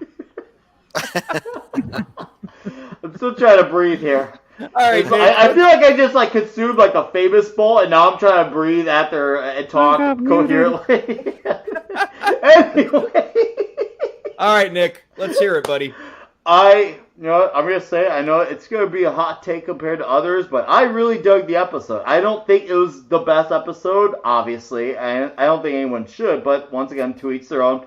But I really enjoyed the episode. It was action packed, and Vigilante Williamson was right on predicting what would become of the series. Now, I will say though, I'd rather have that be what it was. You know, getting the characters together. Now that he wants to get Mayfeld, you know, and hopefully he'll probably get Kara and maybe Cobb Vanth together. You know, getting the troops together for the big battle.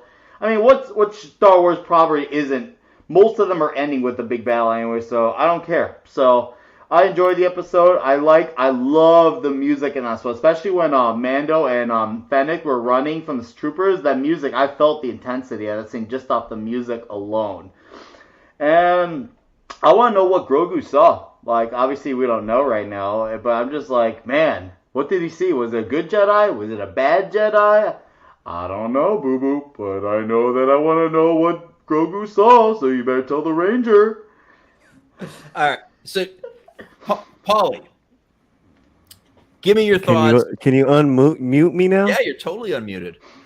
Yeah. I don't understand. I'm giving you comedic gold. The chat is on the floor laughing, and then you let Plastic Face talk. Well, plastic lives matter, Paulie. Did you know that? I mean, At least it's not a full body condom. Jesus.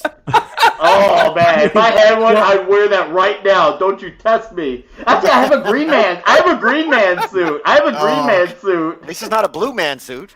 he's in the dark. You don't know. You could go with it. Yeah, Just that's like, right. throw some Your mayonnaise shirt's on your glowing, ass and shit. Oh god. Hold on. Anyways. If I know I put my hair back, see if I can get this Green Man suit on. Oh, Go ahead and You're gonna- talk. It's going to be like No, Az. Larry Your G, camera's going to please go off don't. and you're going to come back and look like a clown. Is that what it is? Man, that Oh, was I love funny. the Green Man suit, but the problem is, like, with the long hair, putting that shit on is tough, man. Because, like, you know, you gotta, like, zip up, like, your back, and you gotta make sure you don't get the long hairs, because then when you gotta zip down, you might take a long hair or three with it. Ah, goddamn snakes! So... Don't make me put on my vigilante back on. All right, I see my drawer set. I'm gonna go get them. I'm gonna go get it. Oh, make a gun. Make a gun. Yeah, baby. That was funny, man.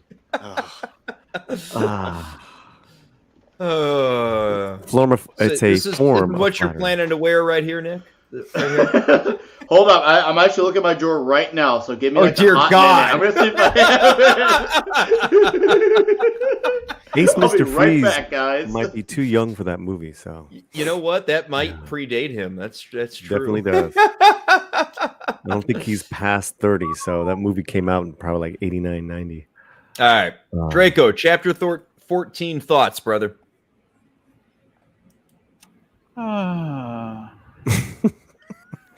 Well, I don't think it was directed bad as All right, guys, badly I as found might the have suit. been I'm in just gonna put it on real subject quick. matters. So go ahead and carry the chat on while I get the suit on. And by the way, chat, he's getting the suit on. Sounds Whether good. you wanted it or not, he is getting the suit on. The suit is going on. All right, let's hear it, Right. Draco. There are plenty of things I did not like about it. There are plenty of things I did not like about it. I mean, the music, the assembly of it, the characters all acting with the lines they were given, I don't think I have any issue with. But Mando continuing to show that I do not know how this character has survived this long in the professions that he's chosen to work at. I appreciate the action. I appreciate the action of the episode without trying to understand exactly why it is happening, like not just the ability of the stormtroopers to be so bad in most cases that they cannot hit the broadside of a bantha, but when necessary, they will hit Mando's chest plate over and over and over and over and over again. Bing, bing, And- bing, bing. And jeez, the stormtroopers continuing. Someone else said this, so this is not my take on it, but it feels like Favreau and Filoni are full in on the stupid stormtrooper meme more than anything else. But I heard that somewhere today or yesterday too, and it's a fair observation.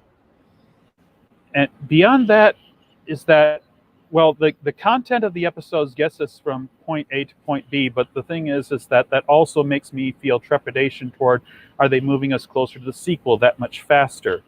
I mean, I like the previous episodes where the guest stars had a certain amount of play, even though that was taking away from the title card character.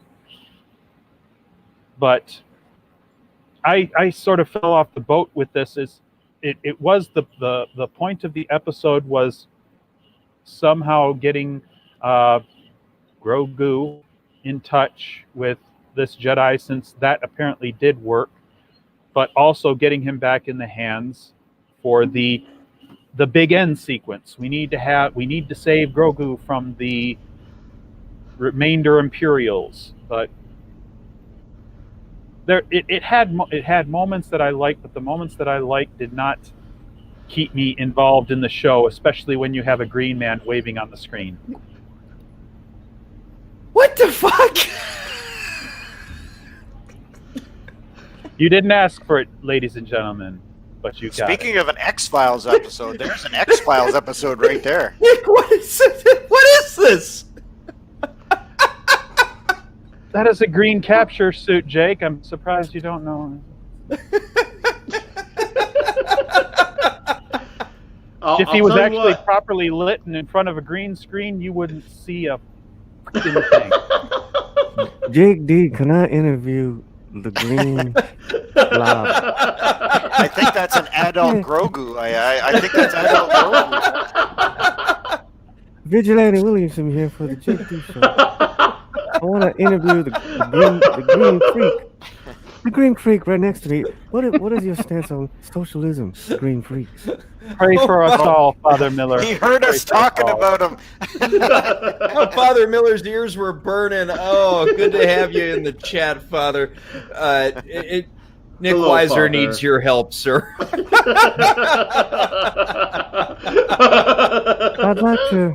I'd like to say to the green freak, what is your stance on Green Lives Matter?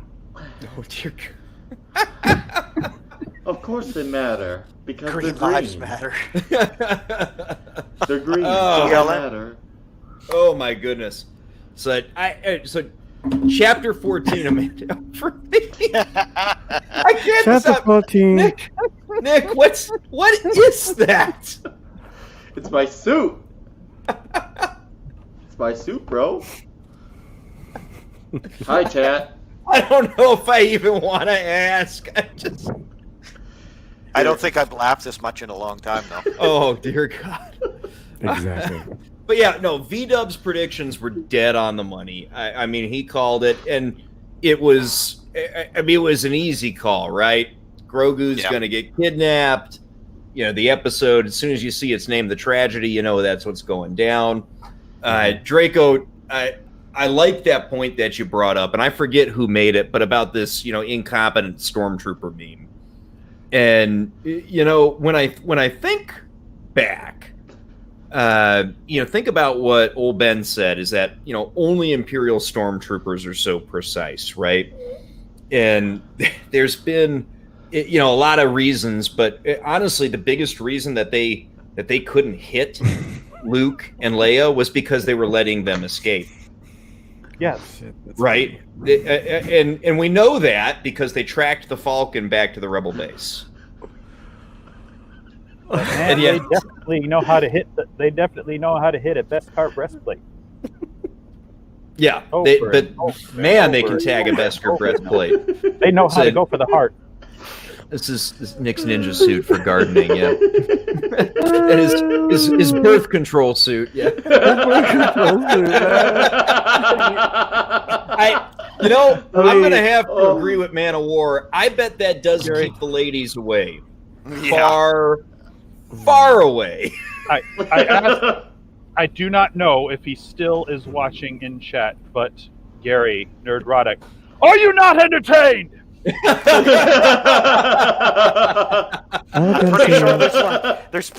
pretty sure there's lots of thumbs down for that one. Oh man, I'm getting some thumbs up. Look at that. When I auditioned, Jake D, when I auditioned for the role of Vigilante Williamson, I was met with racism because I wasn't black enough. Because I'm a brown man. Well, but Vigilante said no, he's the right man to do that voice. And so I am the Vigilante Williamson voiceover actor. Well, there you go. Thank you very much. Thank you, Polly, for that smooth take on Vigilante Williamson. I know he's such a really good talker, and you really pulled it off quite well. I'll tell you, I know, we'll make sure we get B-Dub back on soon, because I friggin' love that guy. And I've been enjoying the hell out of his streams.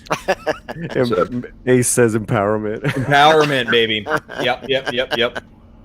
But yeah, my green suit drives all the girls away from the yard. The chat's rocking it today. It's great to have the chat along with us, because I tell you what, we need you to keep us on the straight and narrow here, because we're all crazy. Right. Especially when shit like this is going down.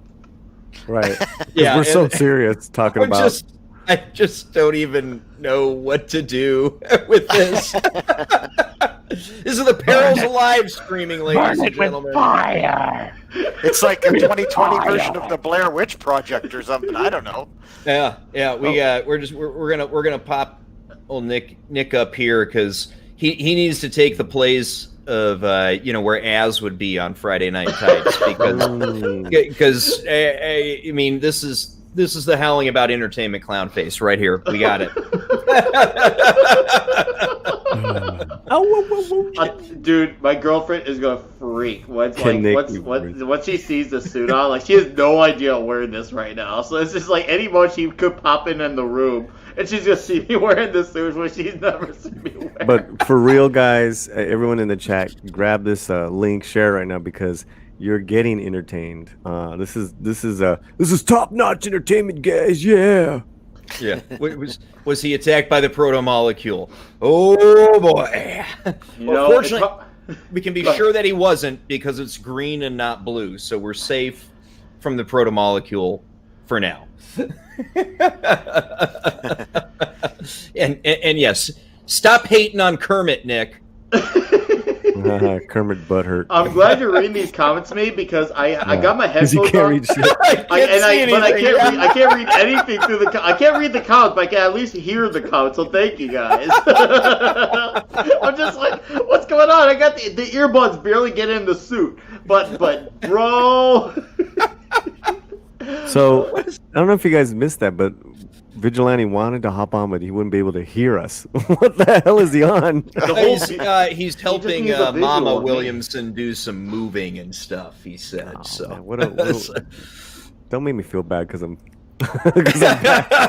well, he thought it was hysterical. So you don't need to feel bad. Yeah. Hey, Father, man, I was up yesterday early on your stream. So what's up? Hail. He had that early ass 8 a.m. holy hour stream. I was like, but it was good, man. It was good. It was interesting. Well, there you go. Yeah. But hail, Nerdfather. The Nerf father. Something that I liked in this week's Mando, we did actually get a change of location that we really haven't seen in either of the 2 seasons of the show. Yep. And they actually filmed this one. I suspected they did it actually exterior on site, and sure as shit they did. Old Drunk 3POJ dropped a video today where some random hikers found them doing the shooting for Mando up in the hills, and they dropped the behind the scenes footage onto TikTok apparently. So it was actually on site out in the mountains, not on their fancy soundstage, which was cool. I mean, I liked it because we'd been getting a little bit too repetitive on the environments. You know, we had the damn desert planet, and we had the ice planet, and that's Rodriguez, man. I mean, I was too busy entertaining the masses, but my real shut up, Green. Shut up, you Green guy. Shut up, you. Shut up. I was no. I love this episode, and I don't care what y'all think. I liked it. It was a good episode. I didn't like it as much as last week's. Oh, no, to me, it was. To me, the last 4 were it just one kept getting better and better and better, and then to me, this was perfectly executed writing, direction. I mean, because you're talking about direction as far as that, Rodriguez loves to work as much as possible in the real elements. If you ever saw Predators when they did the reboot, that was Rodriguez. He's, I mean, you could say what you want about like kind of the purpose of Mando, or think about it this way: you had one location to like, you're going to shoot stormtroopers for 10 minutes. All right, let's do it. And he made it entertaining, even though we've seen it over and over again. Yeah. The fight choreography was insane. People were complaining about Moff Gideon's suit. I'm not even watching the suit. I'm looking at Giancarlo Esposito, his eyes. I don't know why people are complaining about the suit. I don't mind it at all. It's complaining about the suit. They're saying like it's a wannabe Darth Vader, Well, it is, yeah, but so right. But I'm just saying, those people what are gonna do? Also, we don't know why he's wearing that suit. There could be a number of reasons. It could be life support. It could be because of armor. Because he could have other issues that he requires the suit. I'm not really going to be too picky on that character yet. We really haven't seen him that much, except for the occasional episode here and there for a few brief moments. But and why pull out that Darksaber in the end? It's like, is he trying to compare to Baby Yoda there? That was foreshadowing. They wanted to remind you he's got the Darksaber because the previous episode we gave Mando the Beskar spear. And that's 21st century 2020 storytelling again, right? Where you've got to make sure that you remind the audience that just a few short months ago we revealed the Darksaber, so here it is again. Sadly, in 2020 attention span, that's how it goes, because everyone forgets everything from a year ago. But I do agree with Thoth on that. Well, you guys are thinking about TV shows in a binge model, which this is not. This is a weekly released show. The last season was a year ago, so yes, you do have to remind the audience a little bit about where you were and how you got there. Yeah. I mean, Thoth. I mean, I hear you, bro. I hear you. But going off of what Jake D is saying, you also, whatever those motifs are, they have to be reinforced. Because the homie's trying to flex his power there in front of this little creature, right? Who probably could crush his head if he was fully not fully tired, but. It's just another. To me, that was a great scene. I love oh my god, that was an absolute. I liked it, scene. man. And then to bring back the Darthsaber, like, oh yeah, that's right, homie has the Darthsaber, because all season long we've been like, "Where's the Darksaber?" So I get he was trying to be menacing to a child. I get that. I get he Is was he- trying to be intimidating. I know is that was he- playing for the crowd and the people watching more so than because that's so we have seen how Grogu has grown in his intellectual capabilities this season. We went from him being and putting frogs in his mouth to actually understanding what the Mando is telling him. He's actually been able to use fine motor skills to electrocute himself. He's been able to use the Force to a certain extent. And then he did this whole beacon on Typhon. So we're going to see. I get that. I think that Moff Gideon thinks and believes that he's significantly more intelligent than what he's playing at. I think that he's smarter than we think. And I'm 50 years. You can't be around for 50 years. If he is 50, I mean, obviously that could be a wrong comment made in an offline in a first season episode, but he might be a little bit smarter than we think. Well, yeah, I we talked about this before. Like, is there a big, because we're all kind of expecting this, and then to expect this episode and still be entertained. I really loved it. And then where it's headed to, because it's going to be a heist. Let's go get Bill. What's his name? Burr. Let's get him out. His character is Mayfeld. Mayfeld is the character. Okay, all right, calm down, Greenie. And Shut Kermit.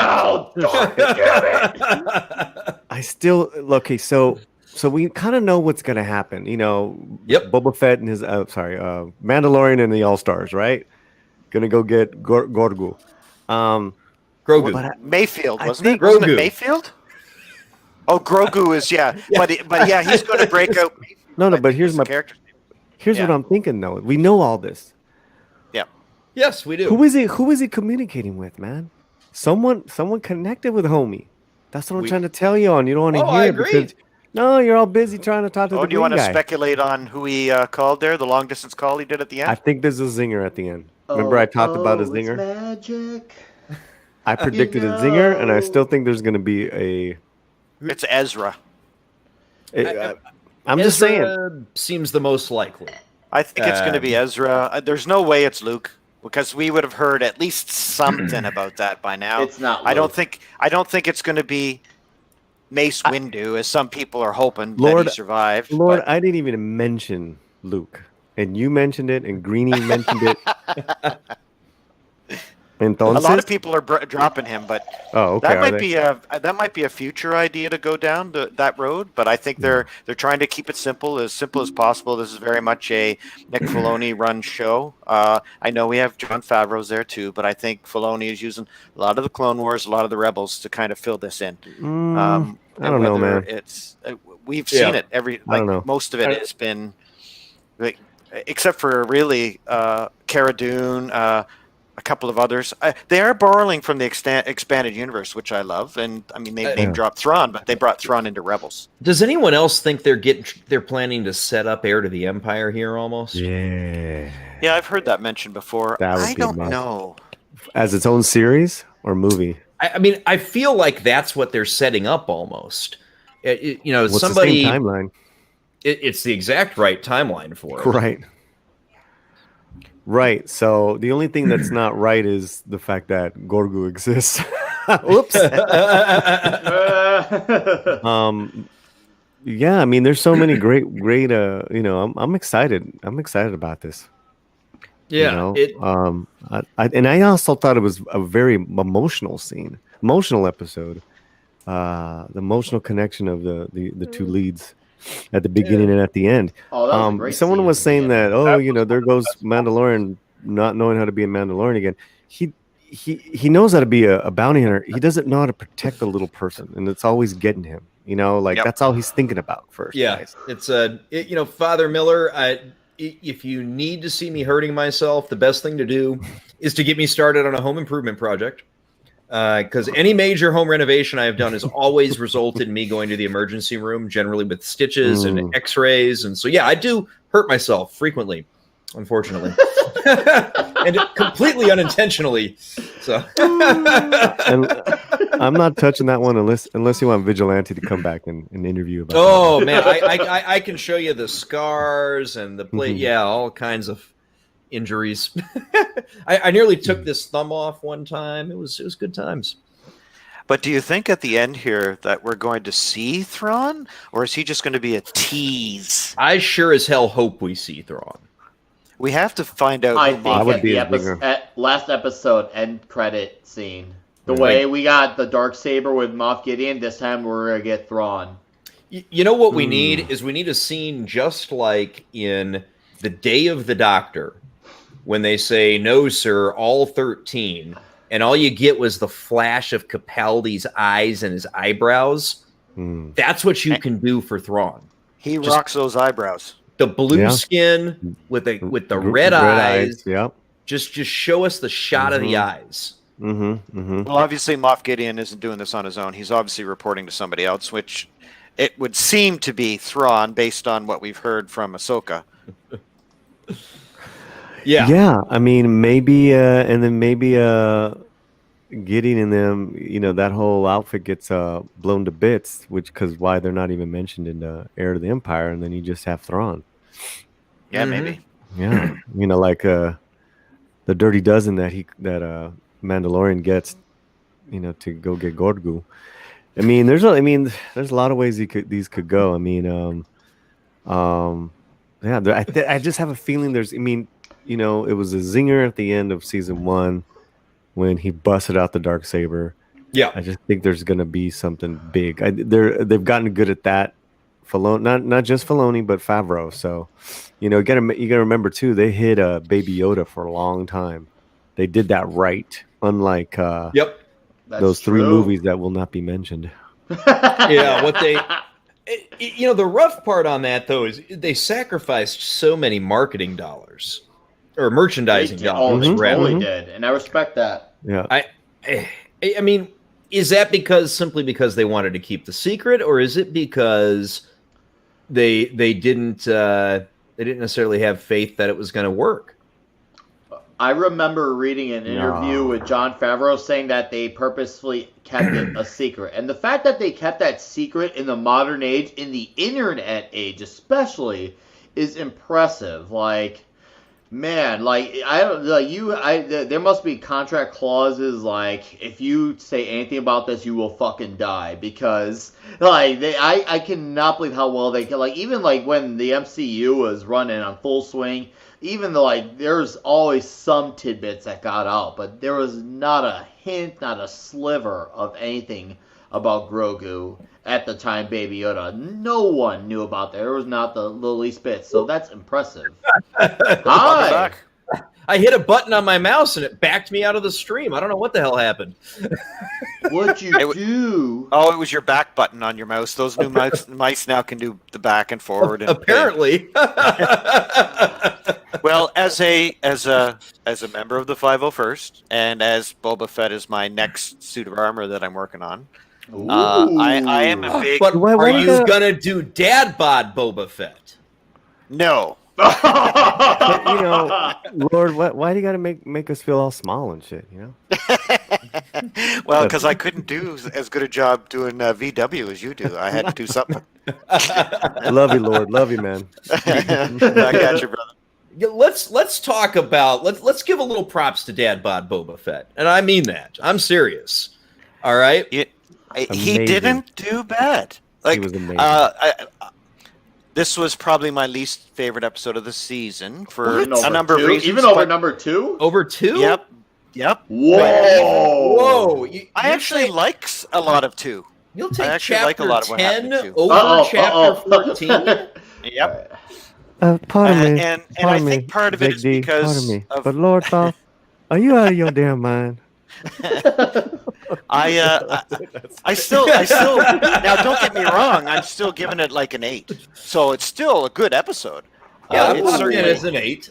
the best episode I've ever given Star Trek Discovery was a 2. So obviously this one is Wait, still good. Go watch We the episode don't again. deal with STDs on this channel. This is an Sounds- STD-free zone. Do we all have to put on a green suit? If you want to dive into the STDs, yes, you need to gear up like the man here. I like the beats of the Burn episode. the green There's a lot of thing action. with fire. There's a lot of action. I think the tactics, though. Now, Mando trying again and again to run through an energy barrier to get Grogu. Like you learn the first time, then you try to figure out another way around it.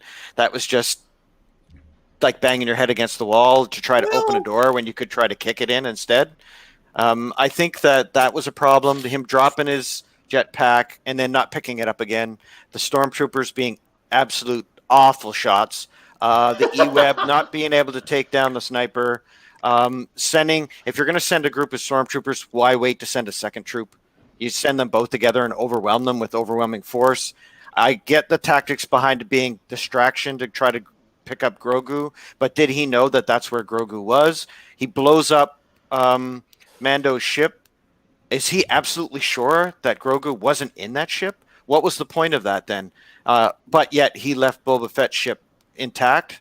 Like there was some plot points in it that were weak that I had problems with, but I still like the episode. I mean, Cara Dune again. I like that whole idea of bringing the Republic into it. I think that's what's going to happen.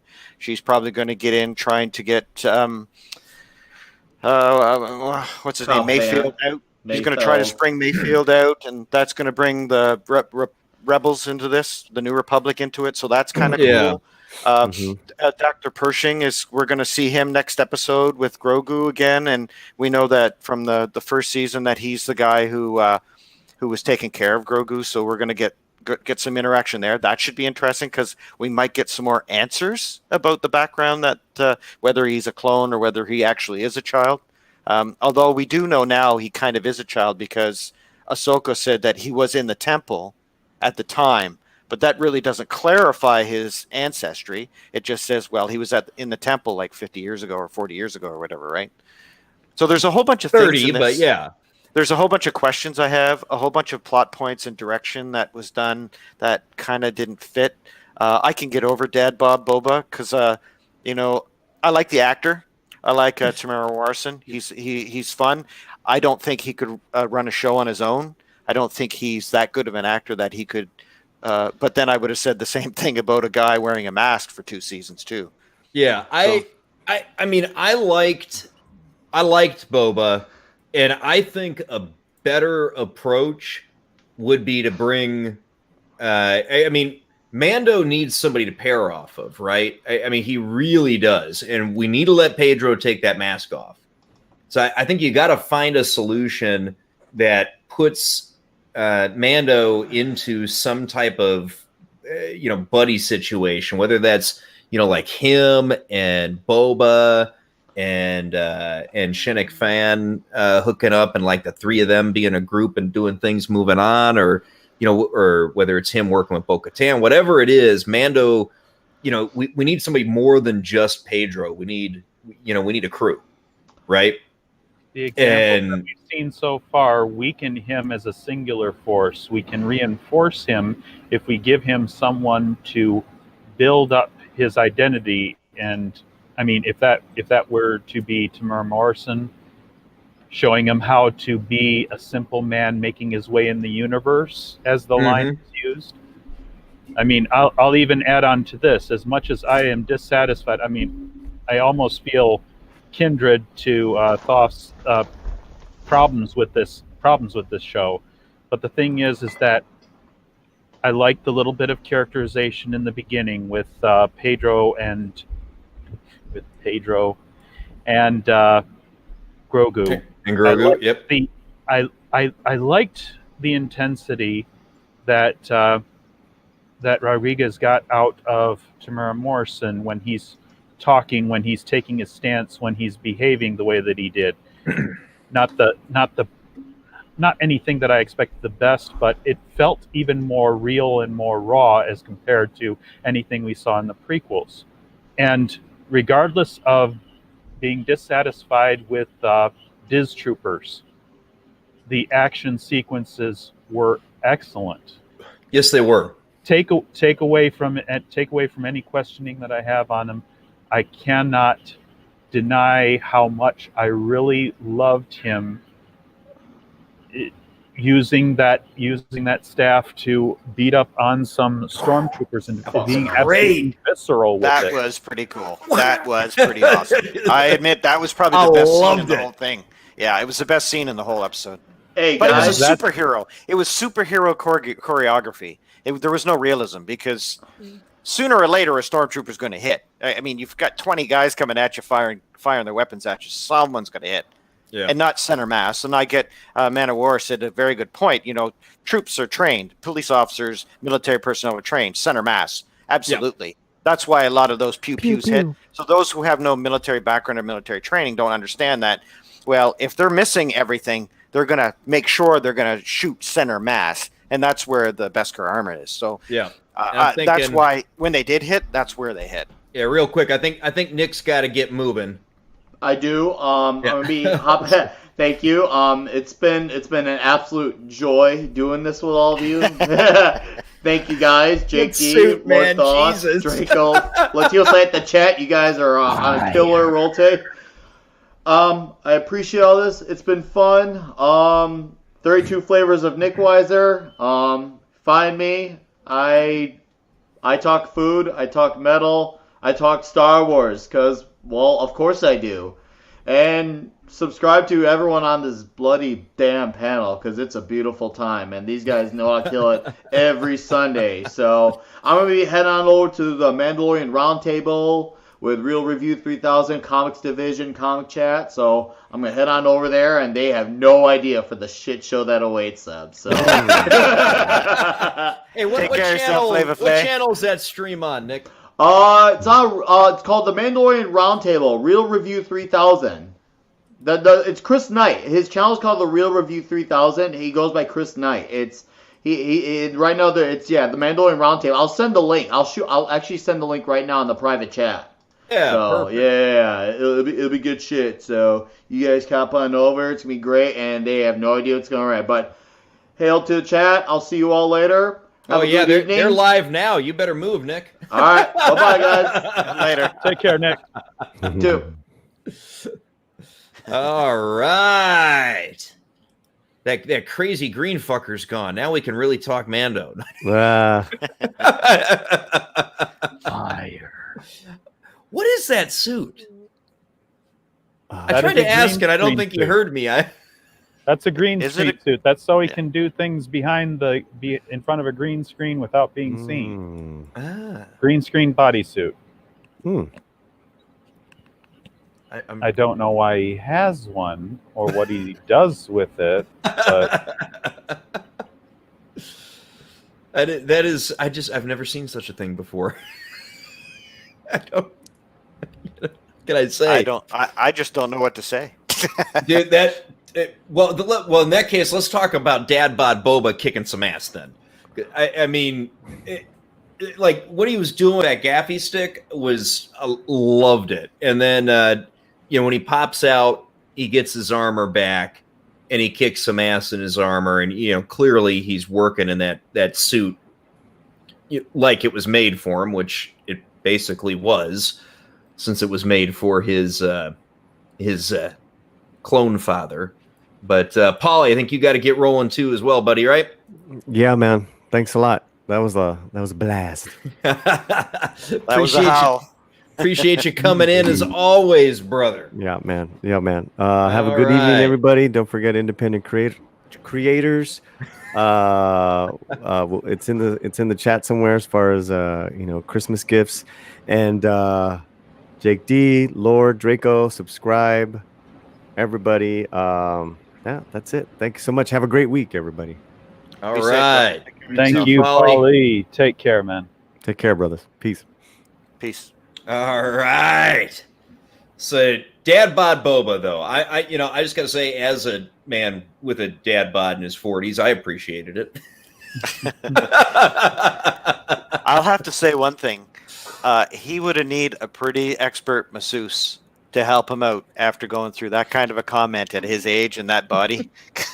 There's a lot of torn muscles, I'm telling you, ligaments and torn muscles, because he did look like he had too many burgers and too many beers on tattooing there. Yeah. I think he took the place of the Sarlacc pit there for a couple of years. That must be how he got out. He ate his way out. He ate his way out. Look, I get you want to bring back that actor. That's cool because that is who Boba Fett was. Yeah. After. Yeah, I'm not talking about the original trilogy because there's no way you're bringing back the original actors from the 70s, or the 80s. But yeah, you're right. The prequel Boba Fett, right?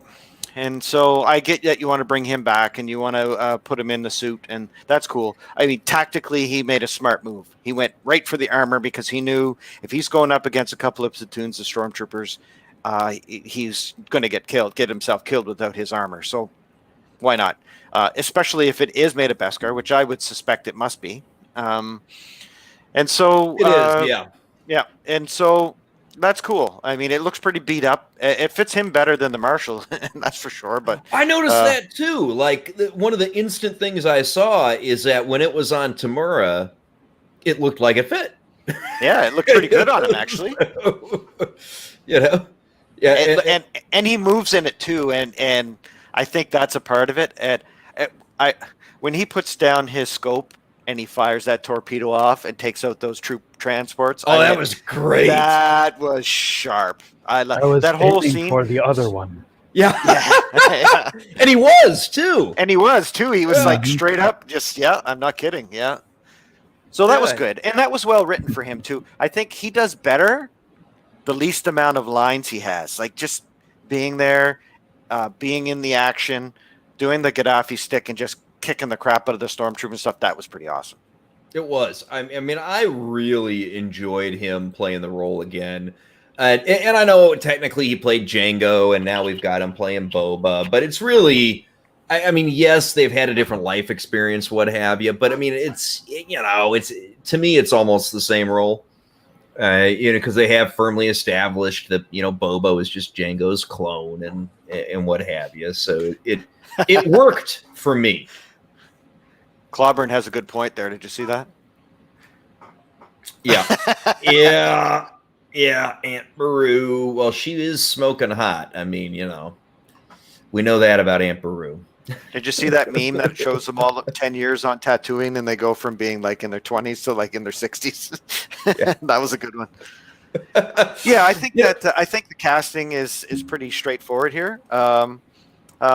Ming-Na Wen, I like her in Agents of S.H.I.E.L.D. and she, I've got a a soft spot for her, and I like her a lot. I think that she really didn't really get much to do in this episode. Maybe we'll see her again. I'm glad they didn't kill her off. I think that's an interesting character to kind of develop, another strong female character, which is great. They see they're doing them right. We're not looking at it like, oh, there's another female character who's the best at everything.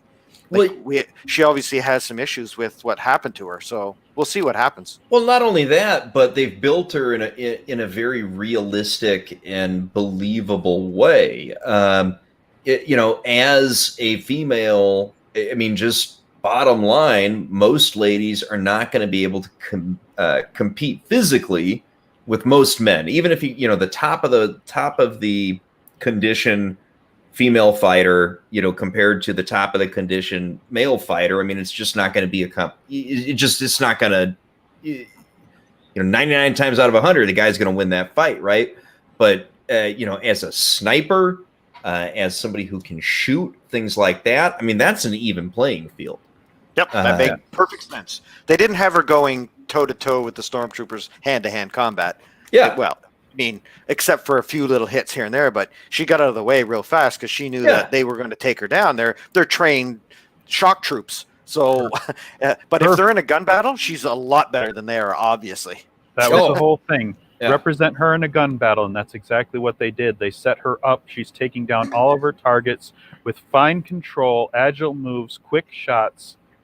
Every shot, one kill. that's what she did, and she was talented at it, and that's the way they played it, and it's completely believable. Yeah, it was great. Worked wonderfully for me. I had no issue with it at all. Hell, I mean, in some ways, honestly, I mean, there's some things about women that might make them better sharpshooters overall. Truthfully, Inner sense of balance. They're given. They're supposedly given. I don't know how much testing is done on it, but they have certain qualifications with balance that make them capable of actually being stable if they're well skilled with it, if they're well trained. Yeah, exactly. All right, gents, I think we got to get wrapped up here. The Inquisition is looking to kick off in about 10 minutes or so. So, that'll give us a nice 20-minute break between streams. 10-4. You can have some more chicken. Hey, there you go. Draco, any final thoughts, my friend, as we wrap up for today? Stay frosty, expect the Expanse, and hopefully we get some more good diversion, good things coming our way, because we need them around this time. Yeah, we Stay do, frosty, man. folks. We do. We got 2 more episodes of Mando that I'm convinced are going to be good.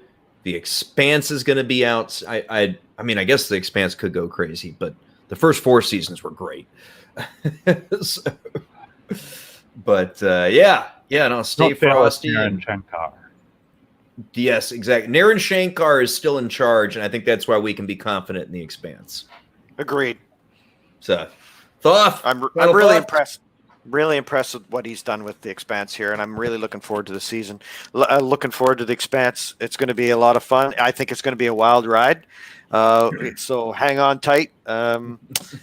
Everything with the theaters and stuff, that was a great idea for a chat, because I think it's really part and parcel in what we're going to be facing here, and entertainment and pop culture in the next couple of years. So great idea. That was awesome. And of course, Star Wars. I'm just glad to get some good Star Wars. Yes. We haven't had it probably since the 80s, if I'm going to be honest. I think that this is safe. They're going back to basics. They're introducing some cool characters that we are starting to really grow attached to. I think that they have a couple of really cool villains that have kind of waved their way through the last couple of seasons. I mean, Moff Gideon just is a good God, I love Gideon. A villain, and the actor. I mean, what can you say about the actor? Giancarlo Esposito is just outstanding. I hope they have someone picked that can do Thrawn justice. He's my favorite expanded universe character. Him and probably Mara Jade. I don't know what they're going to do if they're going to go that. Filoni away from his character. Please keep Filoni away from Thrawn. Please. Well, we've already seen what he could do to him in Rebels, right? Bring Zahn in. Away. Bring Zahn. Bring me Timothy Zahn to write Thrawn. Bring him. That is actually not a bad idea. Bring him in to consult. If they're going to do this Heir to the Empire trilogy idea, if that is what they're thinking of doing here, he would be the perfect person to come in and consult. You want to go back to the source material like we've seen in with the Expanse, right? You want to bring in those experts who know their stuff, who can sit there and tell you. They can update it too for this kind of generation, and that's something that they have to think about if they're going to go that route. That scares me a bit, because that would be next season, right? Yeah. Well, there were some comments when I did my review Friday morning that some of the guys watching thought that what they might be doing is setting up Thrawn as Thanos. Okay. Well, yeah. If you're using that analogy, sure. The big bad, right? Big bad. If Thrawn is the big bad, we need Zahn, because Filoni can't cut it with Thrawn. We've already seen that. I mean, he's proven himself a great writer, and that's his we need Zahn. Yeah, that's his pièce de résistance. That's his, that's his masterpiece. That trilogy really was what cemented him as an outstanding classic Star Wars writer. Yeah, didn't he win a Hugo for that? Yeah, I back believe when so. Hugos still mattered. I don't know. I'm kind of craving shrimp all of a sudden now too. I don't know. But yeah, I think that great show. Thank you, gents, for letting me join in. This was a lot of fun. We had some great laughs tonight. I know that my side is still a little sore. I'm recovering. Got that suit. All right. This might be your most watched live stream because people are just going to watch that and just shake their head. All right, the y'all. green thing with fire. Say a big thank you to 32 Flavors of Nick Wiza, Mr. Flava Flav, our good friend Polly at Latino Slant, and Draco and Lord Thoth. By God, appreciate having you guys here as always. It's been a great, great time. And everybody who is in the chat really helps make the show. But yes, exactly. That's where I'm going, Clobbering Times. Bring Zahn in to consult on the show to get Thrawn right, because Filoni fucked Thrawn up. Bring Zahn in to fix it. I've read 2 of the new 3 novels of the new Thrawn trilogy there. I haven't read the last one yet, but I have read the first 2. It significantly alters what he did in the old trilogy way back when. I couldn't tell you what years it came out, but it had to have been in the 90s when the Thrawn trilogy first came out. So yeah, it's like 92, I think. Yeah, he's significantly altered it quite a bit, but that's okay. You have to update it for the times. We'll see. I think Clobbering has some really good points there. Yeah, if you're bringing Thrawn in, and they clearly are, get Zahn. Please, God, Favreau, if you're listening, go get Timothy Zahn. Please. All right. Agreed. Well, all right. Again, everybody, thank you so much. Had a wonderful, wonderful time tonight. Thank you to the guests. Thank you to the chat. And we will see you on the next video or the next stream. Night, everyone.